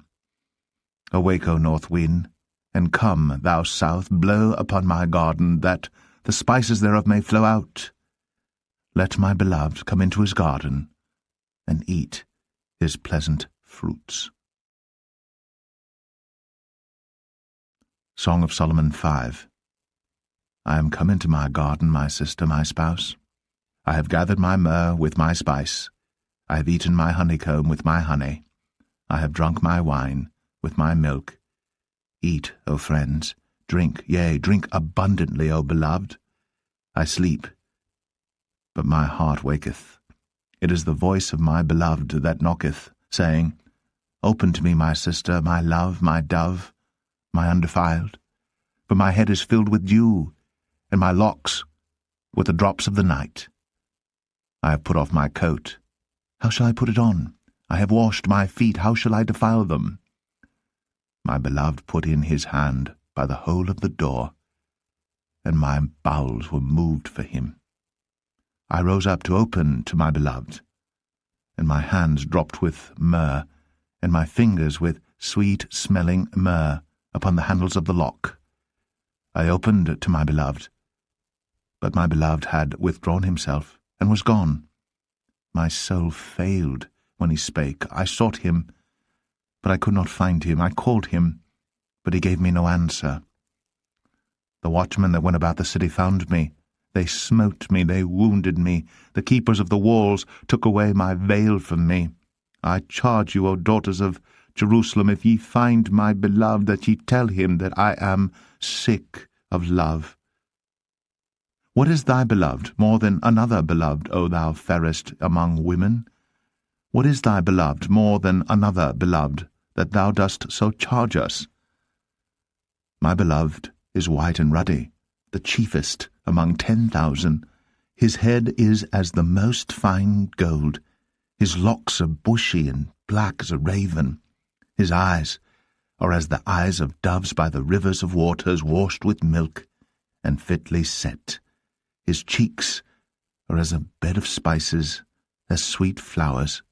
His lips like lilies, dropping sweet-smelling myrrh. His hands are as gold rings set with the beryl. His belly is as bright ivory overlaid with sapphires. His legs are as pillars of marble, set upon sockets of fine gold. His countenance is as Lebanon, excellent as the cedars. His mouth is most sweet, yea, he is altogether lovely. This is my beloved, and this is my friend, O daughters of Jerusalem. Song of Solomon 6. Whither is thy beloved gone, O thou fairest among women? Whither is thy beloved turned aside, that we may seek him with thee? My beloved is gone down into his garden, to the beds of spices, to feed in the gardens, and to gather lilies. I am my beloved's, and my beloved is mine. He feedeth among the lilies. Thou art beautiful, O my love, as Tirzah, comely as Jerusalem, terrible as an army with banners. Turn away thine eyes from me, for they have overcome me. Thy hair is as a flock of goats that appear from Gilead. Thy teeth are as a flock of sheep which go up from the washing, whereof every one beareth twins, and there is not one barren among them. As a piece of a pomegranate are thy temples within thy locks. There are 80 queens, and 80 concubines, and virgins without number. My dove, my undefiled, is but one. She is the only one of her mother. She is the choice one of her that bare her. The daughters saw her, and blessed her, yea, the queens and the concubines, and they praised her. Who is she that looketh forth as the morning, fair as the moon, clear as the sun, and terrible as an army with banners? I went down into the garden of nuts to see the fruits of the valley, and to see whether the vine flourished, and the pomegranates budded. Or ever I was aware, my soul made me like the chariots of Aminadab. Return, return, O Shulamite, return, return, that we may look upon thee. What will ye see in the Shulamite? As it were the company of two armies. Song of Solomon 7. How beautiful are thy feet with shoes, O prince's daughter! The joints of thy thighs are like jewels, the work of the hands of a cunning workman. Thy navel is like a round goblet, which wanteth not liquor.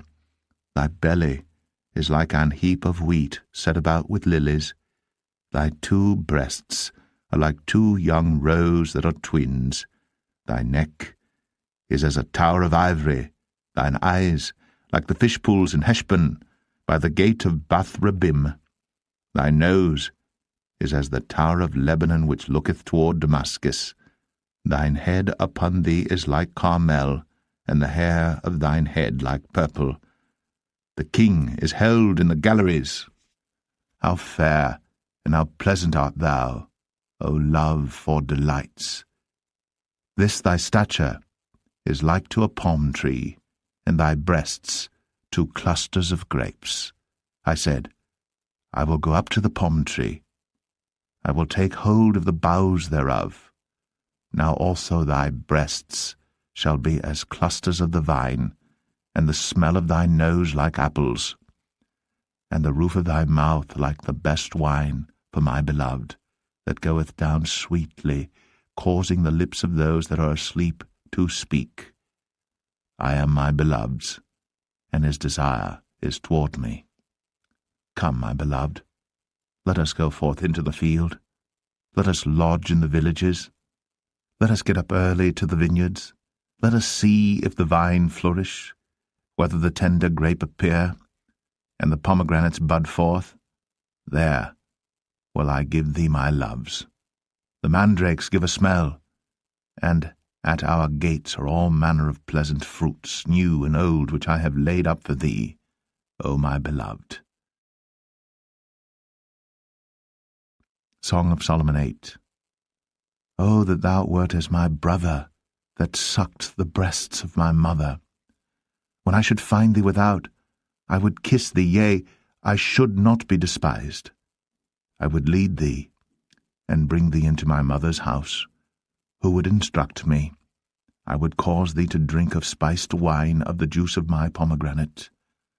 His left hand should be under my head, and his right hand should embrace me. I charge you, O daughters of Jerusalem, that ye stir not up, nor awake my love, until he please. Who is this that cometh up from the wilderness, leaning upon her beloved? I raised thee up under the apple tree. There thy mother brought thee forth. There she brought thee forth that bare thee. Set me as a seal upon thine heart, as a seal upon thine arm. For love is strong as death. Jealousy is cruel as the grave. The coals thereof are coals of fire, which hath a most vehement flame. Many waters cannot quench love, neither can the floods drown it. If a man would give all the substance of his house for love, it would utterly be contemned. We have a little sister, and she hath no breasts. What shall we do for our sister in the day when she shall be spoken for? If she be a wall, we will build upon her a palace of silver, and if she be a door, we will enclose her with boards of cedar. I am a wall, and my breasts like towers. Then was I in his eyes as one that found favor. Solomon had a vineyard at Baal-Hamon. He let out the vineyard unto keepers. Every one for the fruit thereof was to bring 1,000 pieces of silver. My vineyard, which is mine, is before me. Thou, O Solomon, must have 1,000, and those that keep the fruit thereof 200. Thou that dwellest in the gardens, the companions hearken to thy voice. Cause me to hear it. Make haste, my beloved, and be thou like to a roe or to a young hart upon the mountains of spices.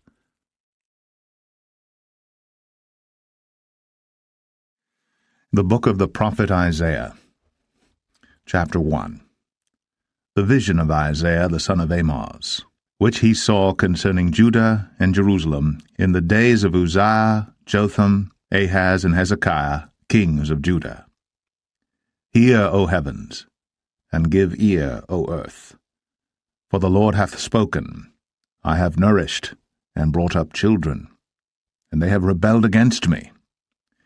The ox knoweth his owner, and the ass his master's crib. But Israel doth not know, my people doth not consider.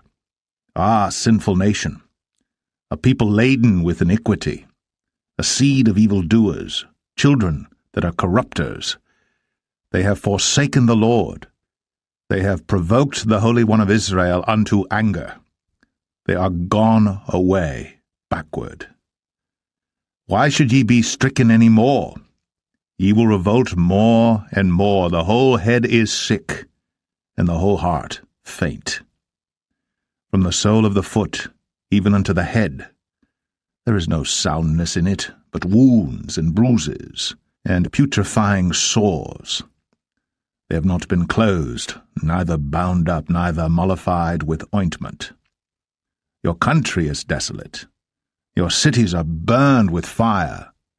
Your land, strangers devour it in your presence, and it is desolate, as overthrown by strangers. And the daughter of Zion is left as a cottage in a vineyard, as a lodge in a garden of cucumbers, as a besieged city. Except the Lord of hosts had left unto us a very small remnant, we should have been as Sodom, and we should have been like unto Gomorrah. Hear the word of the Lord, ye rulers of Sodom. Give ear unto the law of our God, ye people of Gomorrah. To what purpose is the multitude of your sacrifices unto me, saith the Lord? I am full of the burnt offerings of rams, and the fat of fed beasts, and I delight not in the blood of bullocks, or of lambs, or of he-goats. When ye come to appear before me, who hath required this at your hand, to tread my courts? Bring no more vain oblations. Incense is an abomination unto me. The new moons and Sabbaths, the calling of assemblies, I cannot away with. It is iniquity, even the solemn meeting.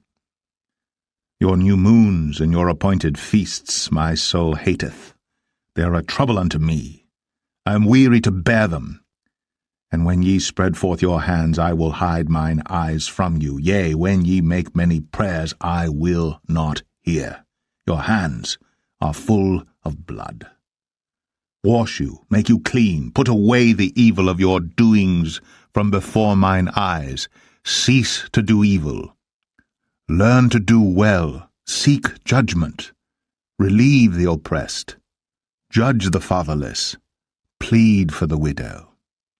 Come now, and let us reason together, saith the Lord. Though your sins be as scarlet, they shall be as white as snow. Though they be red like crimson, they shall be as wool. If ye be willing and obedient, ye shall eat the good of the land. But if ye refuse and rebel, ye shall be devoured with the sword, for the mouth of the Lord hath spoken it. How is the faithful city become an harlot? It was full of judgment, righteousness lodged in it, but now murderers. Thy silver is become dross, thy wine mixed with water. Thy princes are rebellious, and companions of thieves. Every one loveth gifts, and followeth after rewards. They judge not the fatherless, neither doth the cause of the widow come unto them. Therefore saith the Lord of hosts, the mighty one of Israel, I will ease me of mine adversaries, and avenge me of mine enemies. And I will turn my hand upon thee, and purely purge away thy dross, and take away all thy tin. And I will restore thy judges as at the first, and thy counselors as at the beginning. Afterward thou shalt be called the city of righteousness, the faithful city. Zion shall be redeemed with judgment, and her converts with righteousness. And the destruction of the transgressors and of the sinners shall be together, and they that forsake the Lord shall be consumed. For they shall be ashamed of the oaks which ye have desired, and ye shall be confounded for the gardens that ye have chosen. For ye shall be as an oak whose leaf fadeth, and as a garden that hath no water. And the strong shall be as tow, and the maker of it as a spark, and they shall both burn together, and none shall quench them. Isaiah 2. The word that Isaiah the son of Amoz saw concerning Judah and Jerusalem. And it shall come to pass in the last days that the mountain of the Lord's house shall be established in the top of the mountains, and shall be exalted above the hills, and all nations shall flow unto it. And many people shall go and say, Come ye, and let us go up to the mountain of the Lord, to the house of the God of Jacob, and he will teach us of his ways, and we will walk in his paths. For out of Zion shall go forth the law, and the word of the Lord from Jerusalem. And he shall judge among the nations, and shall rebuke many people, and they shall beat their swords into plowshares, and their spears into pruning hooks. Nation shall not lift up sword against nation, neither shall they learn war any more. O house of Jacob, come ye, and let us walk in the light of the Lord. Therefore thou hast forsaken thy people, the house of Jacob, because they be replenished from the east, and are soothsayers like the Philistines, and they please themselves in the children of strangers. Their land also is full of silver and gold, neither is there any end of their treasures. Their land is also full of horses, neither is there any end of their chariots. Their land also is full of idols. They worship the work of their own hands, that which their own fingers have made. And the mean man boweth down, and the great man humbleth himself. Therefore forgive them not. Enter into the rock, and hide thee in the dust, for fear of the Lord, and for the glory of his majesty. The lofty looks of man shall be humbled, and the haughtiness of men shall be bowed down, and the Lord alone shall be exalted in that day. For the day of the Lord of hosts shall be upon every one that is proud and lofty, and upon every one that is lifted up, and he shall be brought low. And upon all the cedars of Lebanon that are high and lifted up, and upon all the oaks of Bashan, and upon all the high mountains, and upon all the hills that are lifted up, and upon every high tower, and upon every fenced wall, and upon all the ships of Tarshish, and upon all pleasant pictures. And the loftiness of man shall be bowed down, and the haughtiness of men shall be made low. And the Lord alone shall be exalted in that day. And the idols he shall utterly abolish. And they shall go into the holes of the rocks, and into the caves of the earth, for fear of the Lord, and for the glory of his majesty, when he ariseth to shake terribly the earth. In that day a man shall cast his idols of silver, and his idols of gold, which they made each one for himself to worship, to the moles and to the bats, to go into the clefts of the rocks, and into the tops of the ragged rocks, for fear of the Lord, and for the glory of his majesty, when he ariseth to shake terribly the earth. Cease ye from man, whose breath is in his nostrils, for wherein is he to be accounted of? Isaiah 3. For behold, the Lord of hosts, doth take away from Jerusalem and from Judah the stay and the staff, the whole stay of bread and the whole stay of water, the mighty man and the man of war, the judge, and the prophet, and the prudent, and the ancient, the captain of 50, and the honorable man, and the counselor, and the cunning artificer, and the eloquent orator. And I will give children to be their princes, and babes shall rule over them. And the people shall be oppressed, every one by another, and every one by his neighbor. The child shall behave himself proudly against the ancient, and the base against the honorable. When a man shall take hold of his brother of the house of his father, saying, Thou hast clothing, be thou our ruler, and let this ruin be under thy hand. In that day shall he swear, saying, I will not be an healer, for in my house is neither bread nor clothing.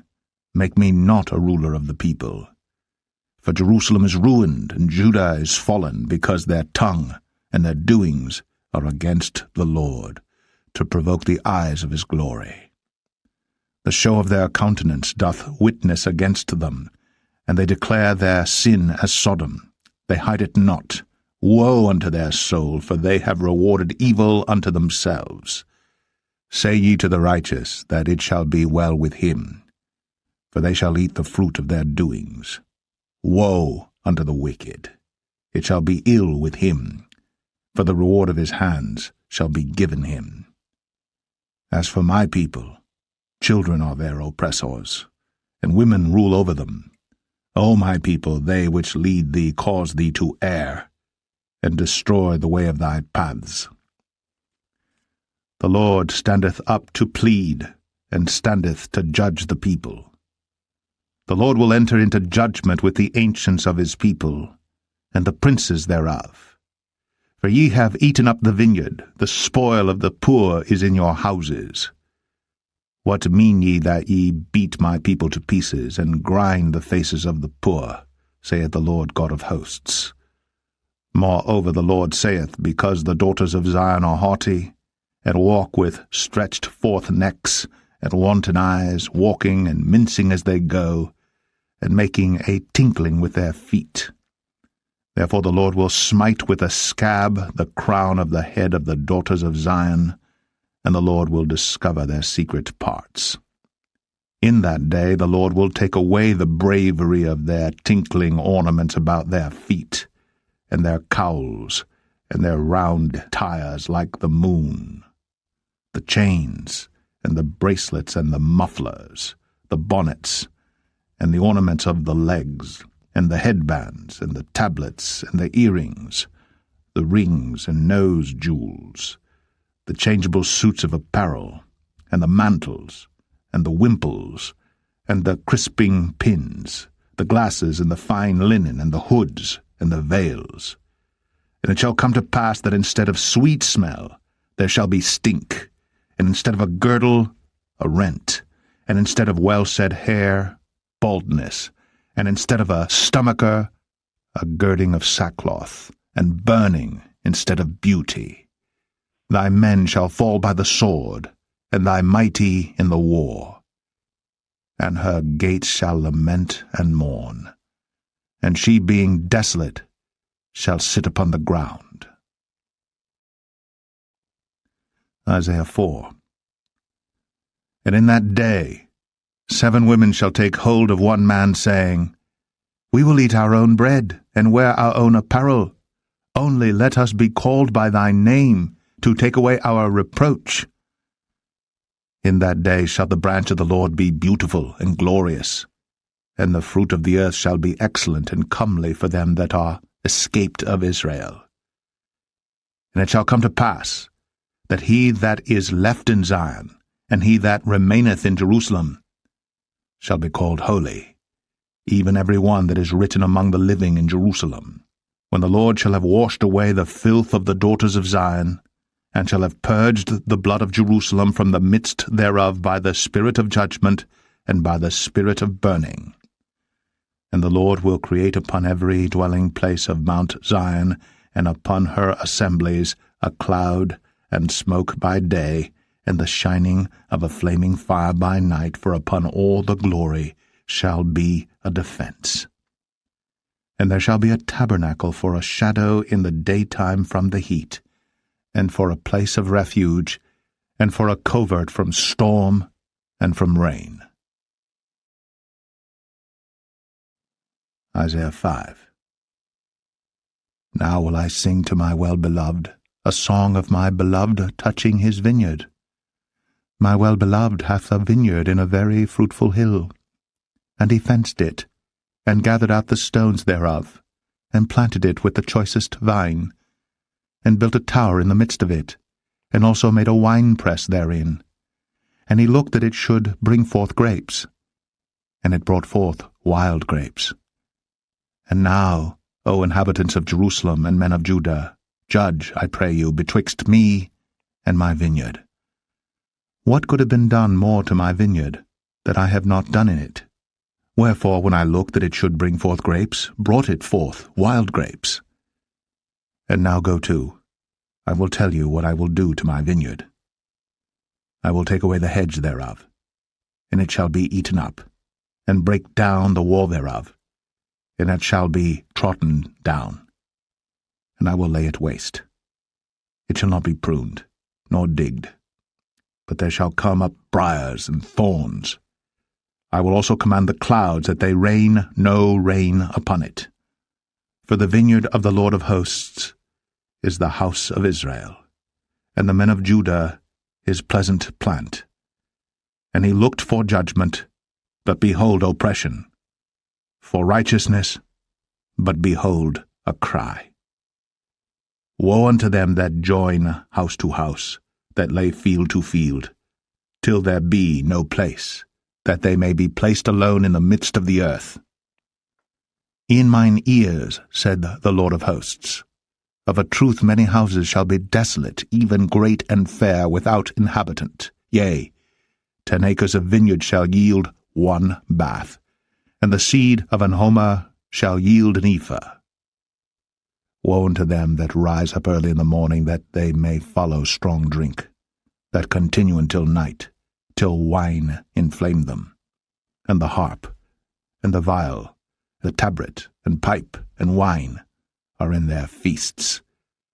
But they regard not the work of the Lord, neither consider the operation of his hands. Therefore my people are gone into captivity, because they have no knowledge, and their honorable men are famished, and their multitude dried up with thirst. Therefore hell hath enlarged herself, and opened her mouth without measure, and their glory, and their multitude, and their pomp, and he that rejoiceth shall descend into it. And the mean man shall be brought down, and the mighty man shall be humbled, and the eyes of the lofty shall be humbled.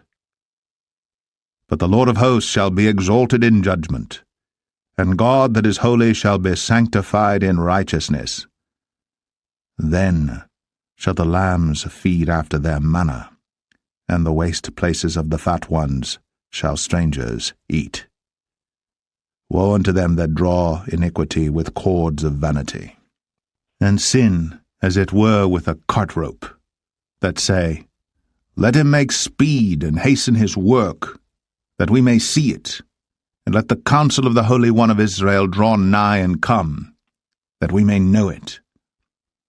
Woe unto them that call evil good, and good evil, that put darkness for light, and light for darkness, that put bitter for sweet, and sweet for bitter. Woe unto them that are wise in their own eyes, and prudent in their own sight. Woe unto them that are mighty to drink wine, and men of strength to mingle strong drink, which justify the wicked for reward, and take away the righteousness of the righteous from him. Therefore as the fire devoureth the stubble, and the flame consumeth the chaff, so their root shall be as rottenness, and their blossom shall go up as dust, because they have cast away the law of the Lord of hosts, and despised the word of the Holy One of Israel. Therefore is the anger of the Lord kindled against his people, and he hath stretched forth his hand against them, and hath smitten them. And the hills did tremble, and their carcasses were torn in the midst of the streets. For all this his anger is not turned away, but his hand is stretched out still.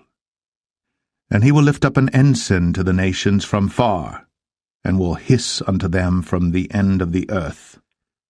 And behold, they shall come with speed swiftly.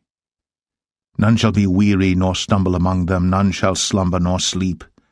Neither shall the girdle of their loins be loosed, nor the latchet of their shoes be broken, whose arrows are sharp, and all their bows bent. Their horses' hoofs shall be counted like flint, and their wheels like a whirlwind. Their roaring shall be like a lion.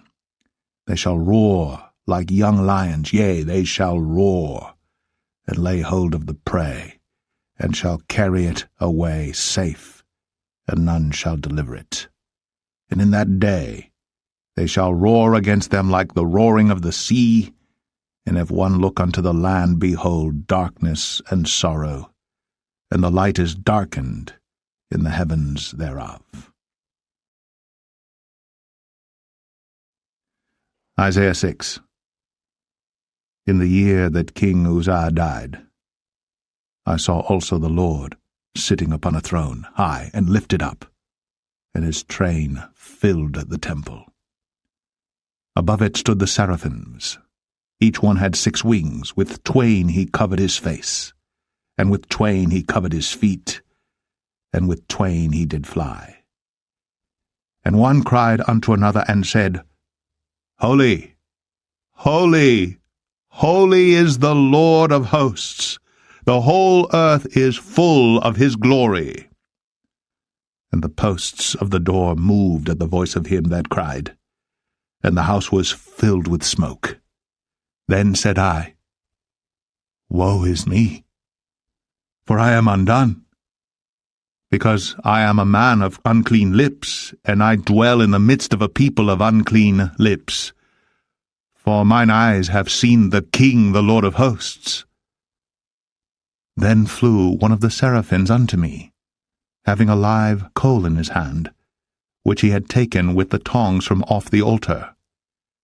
And he laid it upon my mouth, and said, Lo, this hath touched thy lips, and thine iniquity is taken away, and thy sin purged. Also I heard the voice of the Lord saying, Whom shall I send?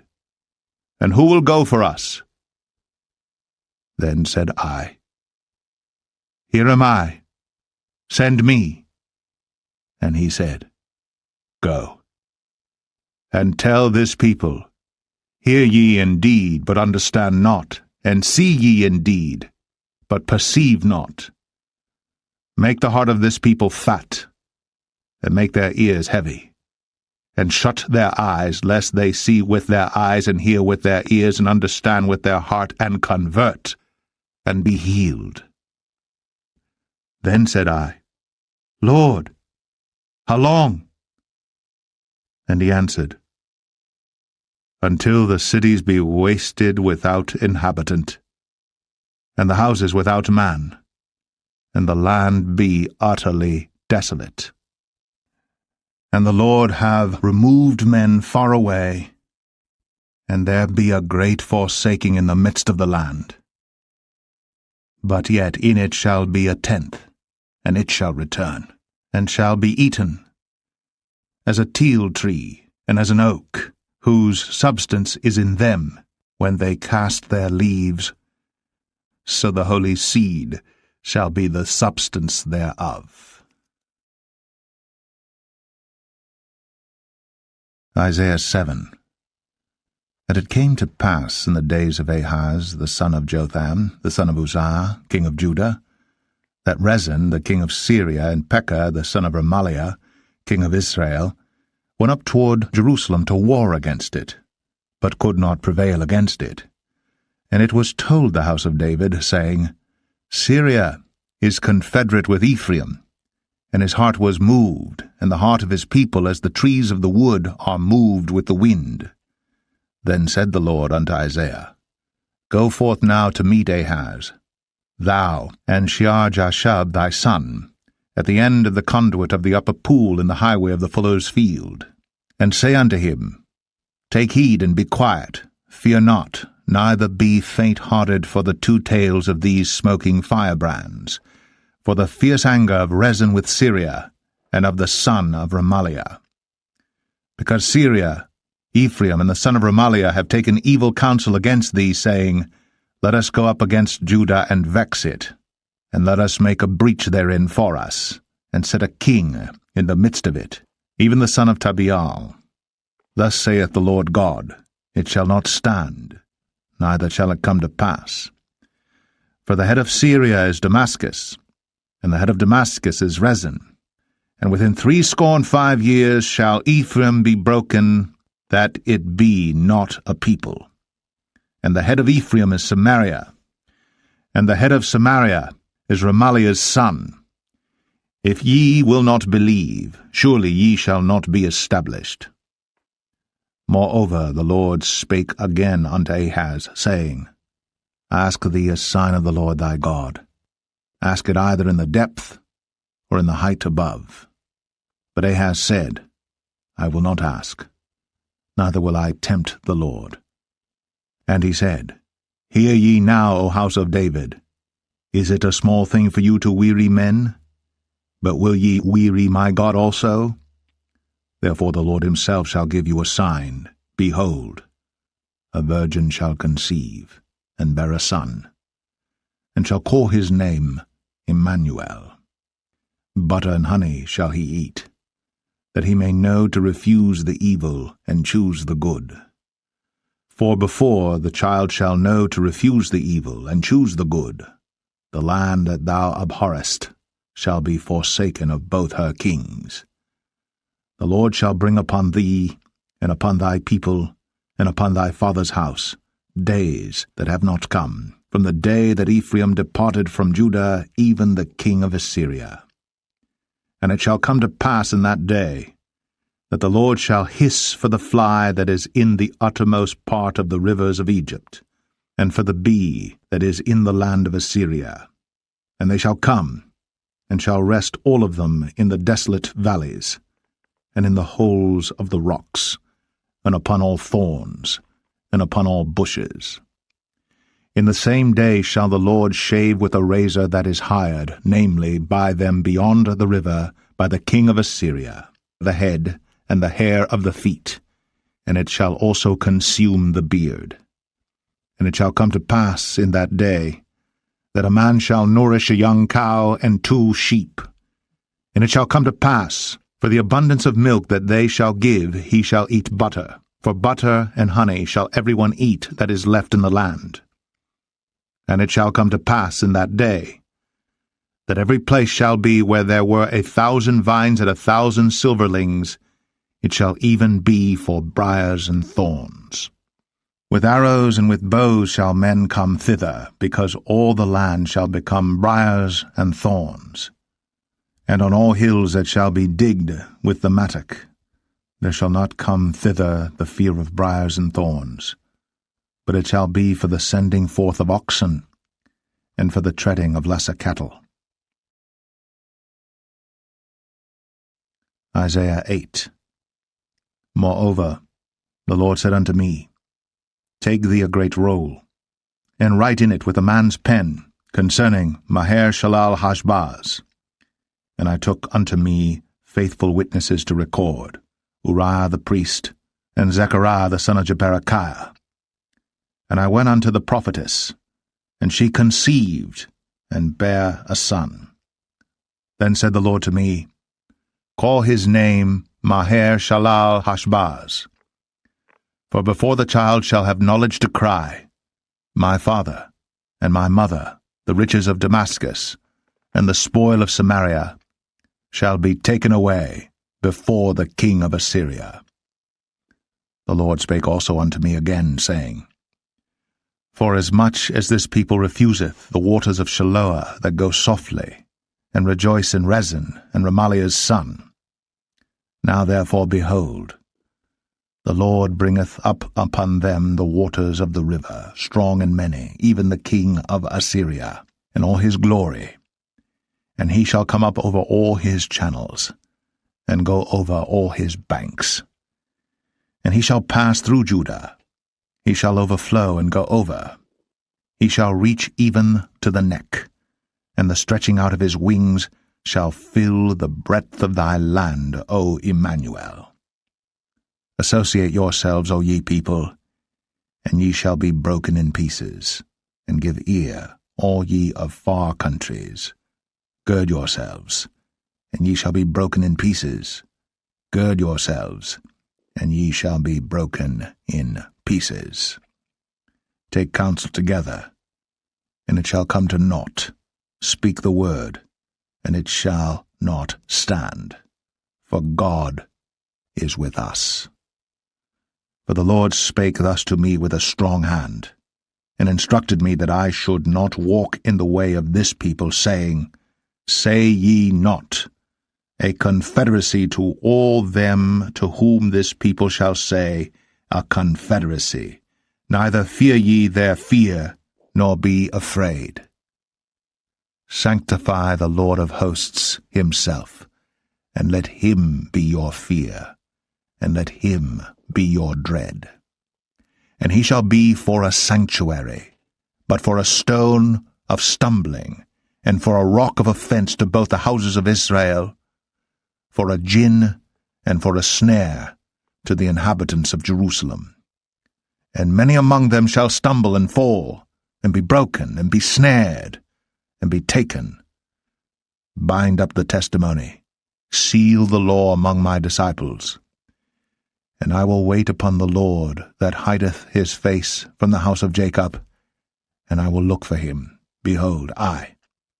And the children whom the Lord hath given me are for signs and for wonders in Israel, from the Lord of hosts, which dwelleth in Mount Zion. And when they shall say unto you, Seek unto them that have familiar spirits, and unto wizards that peep, and that mutter, should not a people seek unto their God, for the living to the dead? To the law and to the testimony, if they speak not according to this word, it is because there is no light in them. And they shall pass through it, hardly bestead and hungry. And it shall come to pass, that when they shall be hungry, they shall fret themselves, and curse their king and their God, and look upward. And they shall look unto the earth, and behold, trouble and darkness, dimness of anguish, and they shall be driven to darkness. Isaiah 9. Nevertheless, the dimness shall not be such as was in her vexation, when at the first he lightly afflicted the land of Zebulun and the land of Naphtali, and afterward did more grievously afflict her by the way of the sea beyond Jordan in Galilee of the nations. The people that walked in darkness have seen a great light. They that dwell in the land of the shadow of death, upon them hath the light shined. Thou hast multiplied the nation, and not increased the joy. They joy before thee according to the joy in harvest, and as men rejoice when they divide the spoil. For thou hast broken the yoke of his burden, and the staff of his shoulder, the rod of his oppressor, as in the day of Midian. For every battle of the warrior is with confused noise, and garments rolled in blood. But this shall be with burning and fuel of fire. For unto us a child is born, unto us a son is given, and the government shall be upon his shoulder, and his name shall be called Wonderful, Counselor, the Mighty God, the Everlasting Father, the Prince of Peace. Of the increase of his government and peace there shall be no end, upon the throne of David and upon his kingdom, to order it, and to establish it with judgment and with justice from henceforth even forever.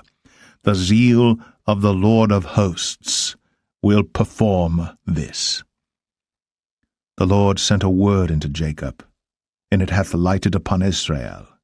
And all the people shall know, even Ephraim, and the inhabitant of Samaria, that say in the pride and stoutness of heart, The bricks are fallen down, but we will build with hewn stones.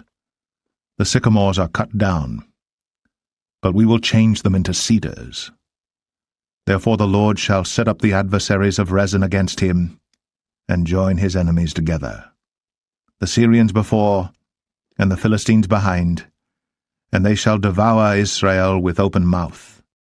For all this his anger is not turned away, but his hand is stretched out still. For the people turneth not unto him that smiteth them, neither do they seek the Lord of hosts. Therefore the Lord will cut off from Israel head and tail, branch and rush, in one day.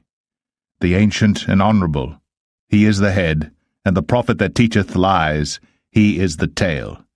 For the leaders of this people cause them to err, and they that are led of them are destroyed. Therefore the Lord shall have no joy in their young men, neither shall have mercy on their fatherless and widows. For every one is an hypocrite, and an evildoer, and every mouth speaketh folly. For all this his anger is not turned away, but his hand is stretched out still. For wickedness burneth as the fire. It shall devour the briars and thorns, and shall kindle in the thickets of the forest, and they shall mount up like the lifting up of smoke. Through the wrath of the Lord of hosts is the land darkened, and the people shall be as the fuel of the fire. No man shall spare his brother. And he shall snatch on the right hand and be hungry, and he shall eat on the left hand, and they shall not be satisfied. They shall eat every man the flesh of his own arm. Manasseh, Ephraim, and Ephraim, Manasseh, and they together shall be against Judah. For all this his anger is not turned away, but his hand is stretched out still. Isaiah 10. Woe unto them that decree unrighteous decrees, and that write grievousness which they have prescribed, to turn aside the needy from judgment, and to take away the right from the poor of my people, that widows may be their prey, and that they may rob the fatherless. And what will ye do in the day of visitation, and in the desolation which shall come from far? To whom will ye flee for help, and where will ye leave your glory? Without me they shall bow down under the prisoners, and they shall fall under the slain. For all this his anger is not turned away, but his hand is stretched out still. O Assyrian, the rod of mine anger, and the staff in their hand is mine indignation. I will send him against an hypocritical nation, and against the people of my wrath will I give him a charge, to take the spoil, and to take the prey, and to tread them down like the mire of the streets. Howbeit he meaneth not so, neither doth his heart think so. But it is in his heart to destroy and cut off nations, not a few. For he saith, Are not my princes altogether kings? Is not Calno as Carchemish? Is not Hamath as Arpad? Is not Samaria as Damascus? As my hand hath found the kingdoms of the idols, and whose graven images did excel them of Jerusalem and of Samaria, shall I not, as I have done unto Samaria and her idols, so do to Jerusalem and her idols? Wherefore it shall come to pass that when the Lord hath performed his whole work upon Mount Zion and on Jerusalem, I will punish the fruit of the stout heart of the king of Assyria, and the glory of his high looks. For he saith, By the strength of my hand I have done it, and by my wisdom, for I am prudent, and I have removed the bounds of the people, and have robbed their treasures, and I have put down the inhabitants like a valiant man. And my hand hath found as a nest the riches of the people, And as one gathereth eggs that are left, have I gathered all the earth. And there was none that moved the wing, or opened the mouth, or peeped. Shall the axe boast itself against him that heweth therewith? Or shall the saw magnify itself against him that shaketh it? As if the rod should shake itself against them that lift it up, or as if the staff should lift up itself, as if it were no wood. Therefore shall the Lord of hosts, send among his fat ones leanness, and under his glory he shall kindle a burning like the burning of a fire. And the light of Israel shall be for a fire, and his Holy One for a flame, and it shall burn and devour his thorns and his briars in one day, and shall consume the glory of his forest, and of his fruitful field, both soul and body, and they shall be as when a standard-bearer fainteth. And the rest of the trees of his forest shall be few, that a child may write them. And it shall come to pass in that day, that the remnant of Israel, and such as are escaped of the house of Jacob, shall no more again stay upon him that smote them, but shall stay upon the Lord, the Holy One of Israel, in truth. The remnant shall return, even the remnant of Jacob, unto the mighty God. For though thy people Israel be as the sand of the sea, yet a remnant of them shall return. The consumption decreed shall overflow with righteousness. For the Lord God of hosts shall make a consumption even determined in the midst of all the land. Therefore thus saith the Lord God of hosts, O my people that dwellest in Zion, be not afraid of the Assyrian.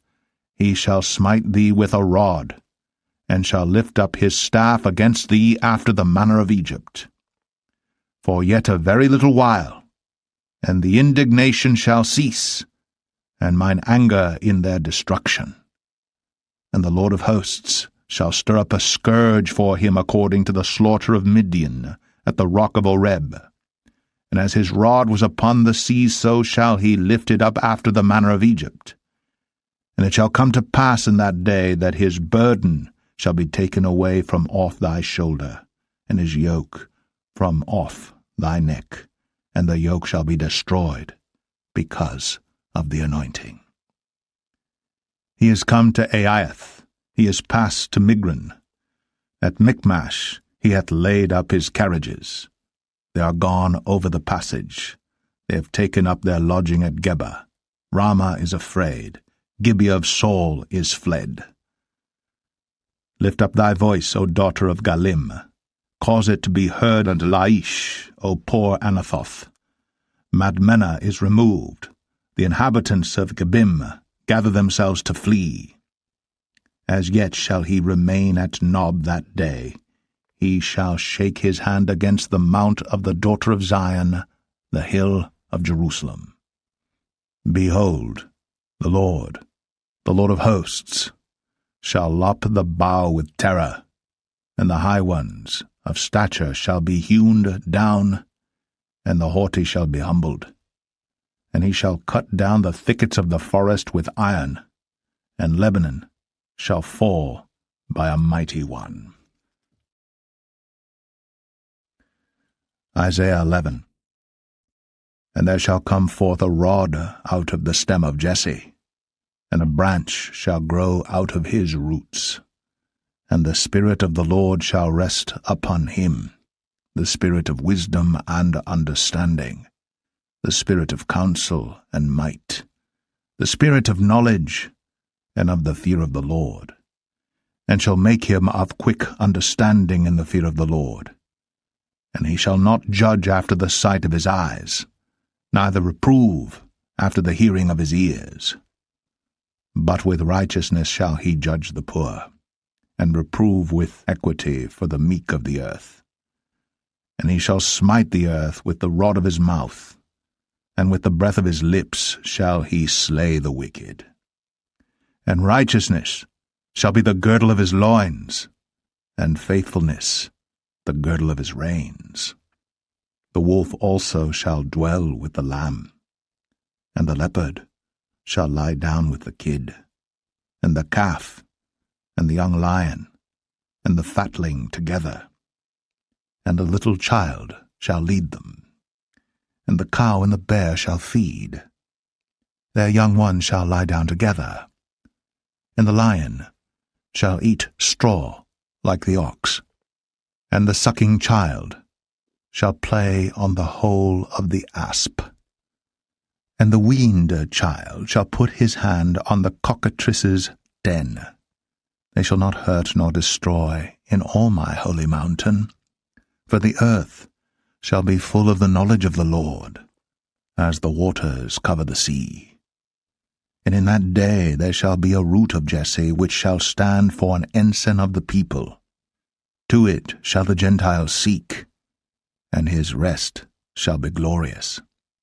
And it shall come to pass in that day that the Lord shall set his hand again the second time to recover the remnant of his people, which shall be left from Assyria, and from Egypt, and from Pathros, and from Cush, and from Elam, and from Shinar, and from Hamath, and from the islands of the sea. And he shall set up an ensign for the nations, and shall assemble the outcasts of Israel, and gather together the dispersed of Judah from the four corners of the earth. The envy also of Ephraim shall depart, and the adversaries of Judah shall be cut off. Ephraim shall not envy Judah, and Judah shall not vex Ephraim. But they shall fly upon the shoulders of the Philistines toward the west. They shall spoil them of the east together. They shall lay their hand upon Edom and Moab, and the children of Ammon shall obey them.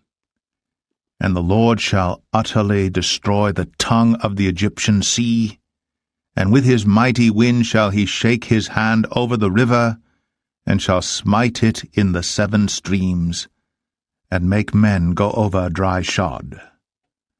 And there shall be an highway for the remnant of his people, which shall be left from Assyria, like as it was to Israel in the day that he came up out of the land of Egypt. Isaiah 12. And in that day thou shalt say, O Lord, I will praise thee.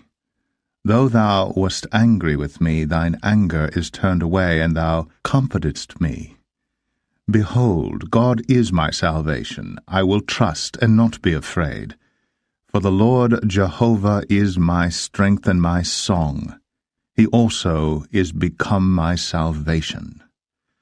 Therefore with joy shall ye draw water out of the wells of salvation. And in that day shall ye say, Praise the Lord, call upon his name, declare his doings among the people, make mention that his name is exalted. Sing unto the Lord, for he hath done excellent things. This is known in all the earth. Cry out and shout, thou inhabitant of Zion. For great is the Holy One of Israel in the midst of thee. Isaiah 13. The burden of Babylon, which Isaiah the son of Amoz did see. Lift ye up a banner upon the high mountain. Exalt the voice unto them, shake the hand, that they may go into the gates of the nobles. I have commanded my sanctified ones, I have also called my mighty ones for mine anger, even them that rejoice in my highness. The noise of a multitude in the mountains, like as of a great people, a tumultuous noise of the kingdoms of nations gathered together, the Lord of hosts mustereth the host of the battle. They come from a far country, from the end of heaven, even the Lord, and the weapons of his indignation to destroy the whole land. Howl ye, for the day of the Lord is at hand. It shall come as a destruction from the Almighty. Therefore shall all hands be faint, and every man's heart shall melt. And they shall be afraid, pangs and sorrows shall take hold of them. They shall be in pain as a woman that travaileth. They shall be amazed one at another, their faces shall be as flames. Behold, the day of the Lord cometh, cruel, both with wrath and fierce anger, to lay the land desolate, and he shall destroy the sinners thereof out of it. For the stars of heaven and the constellations thereof shall not give their light. The sun shall be darkened in his going forth, and the moon shall not cause her light to shine. And I will punish the world for their evil, and the wicked for their iniquity. And I will cause the arrogancy of the proud to cease, and will lay low the haughtiness of the terrible. I will make a man more precious than fine gold, even a man than the golden wedge of Ophir. Therefore I will shake the heavens, and the earth shall remove out of her place in the wrath of the Lord of hosts, and in the day of his fierce anger. And it shall be as the chaste roe, and as a sheep that no man taketh up. They shall every man turn to his own people, and flee every one into his own land. Every one that is found shall be thrust through, and every one that is joined unto them shall fall by the sword. Their children also shall be dashed to pieces before their eyes. Their houses shall be spoiled, and their wives ravished. Behold, I will stir up the Medes against them, which shall not regard silver, and as for gold, they shall not delight in it. Their bows also shall dash the young men to pieces. And they shall have no pity on the fruit of the womb. Their eye shall not spare children. And Babylon, the glory of kingdoms, the beauty of the Chaldees' excellency, shall be as when God overthrew Sodom and Gomorrah. It shall never be inhabited, neither shall it be dwelt in from generation to generation, neither shall the Arabian pitch tent there, neither shall the shepherds make their fold there. But wild beasts of the desert shall lie there, and their houses shall be full of doleful creatures, and owls shall dwell there, and satyrs shall dance there. And the wild beasts of the islands shall cry in their desolate houses, and dragons in their pleasant palaces. And her time is near to come, and her days shall not be prolonged.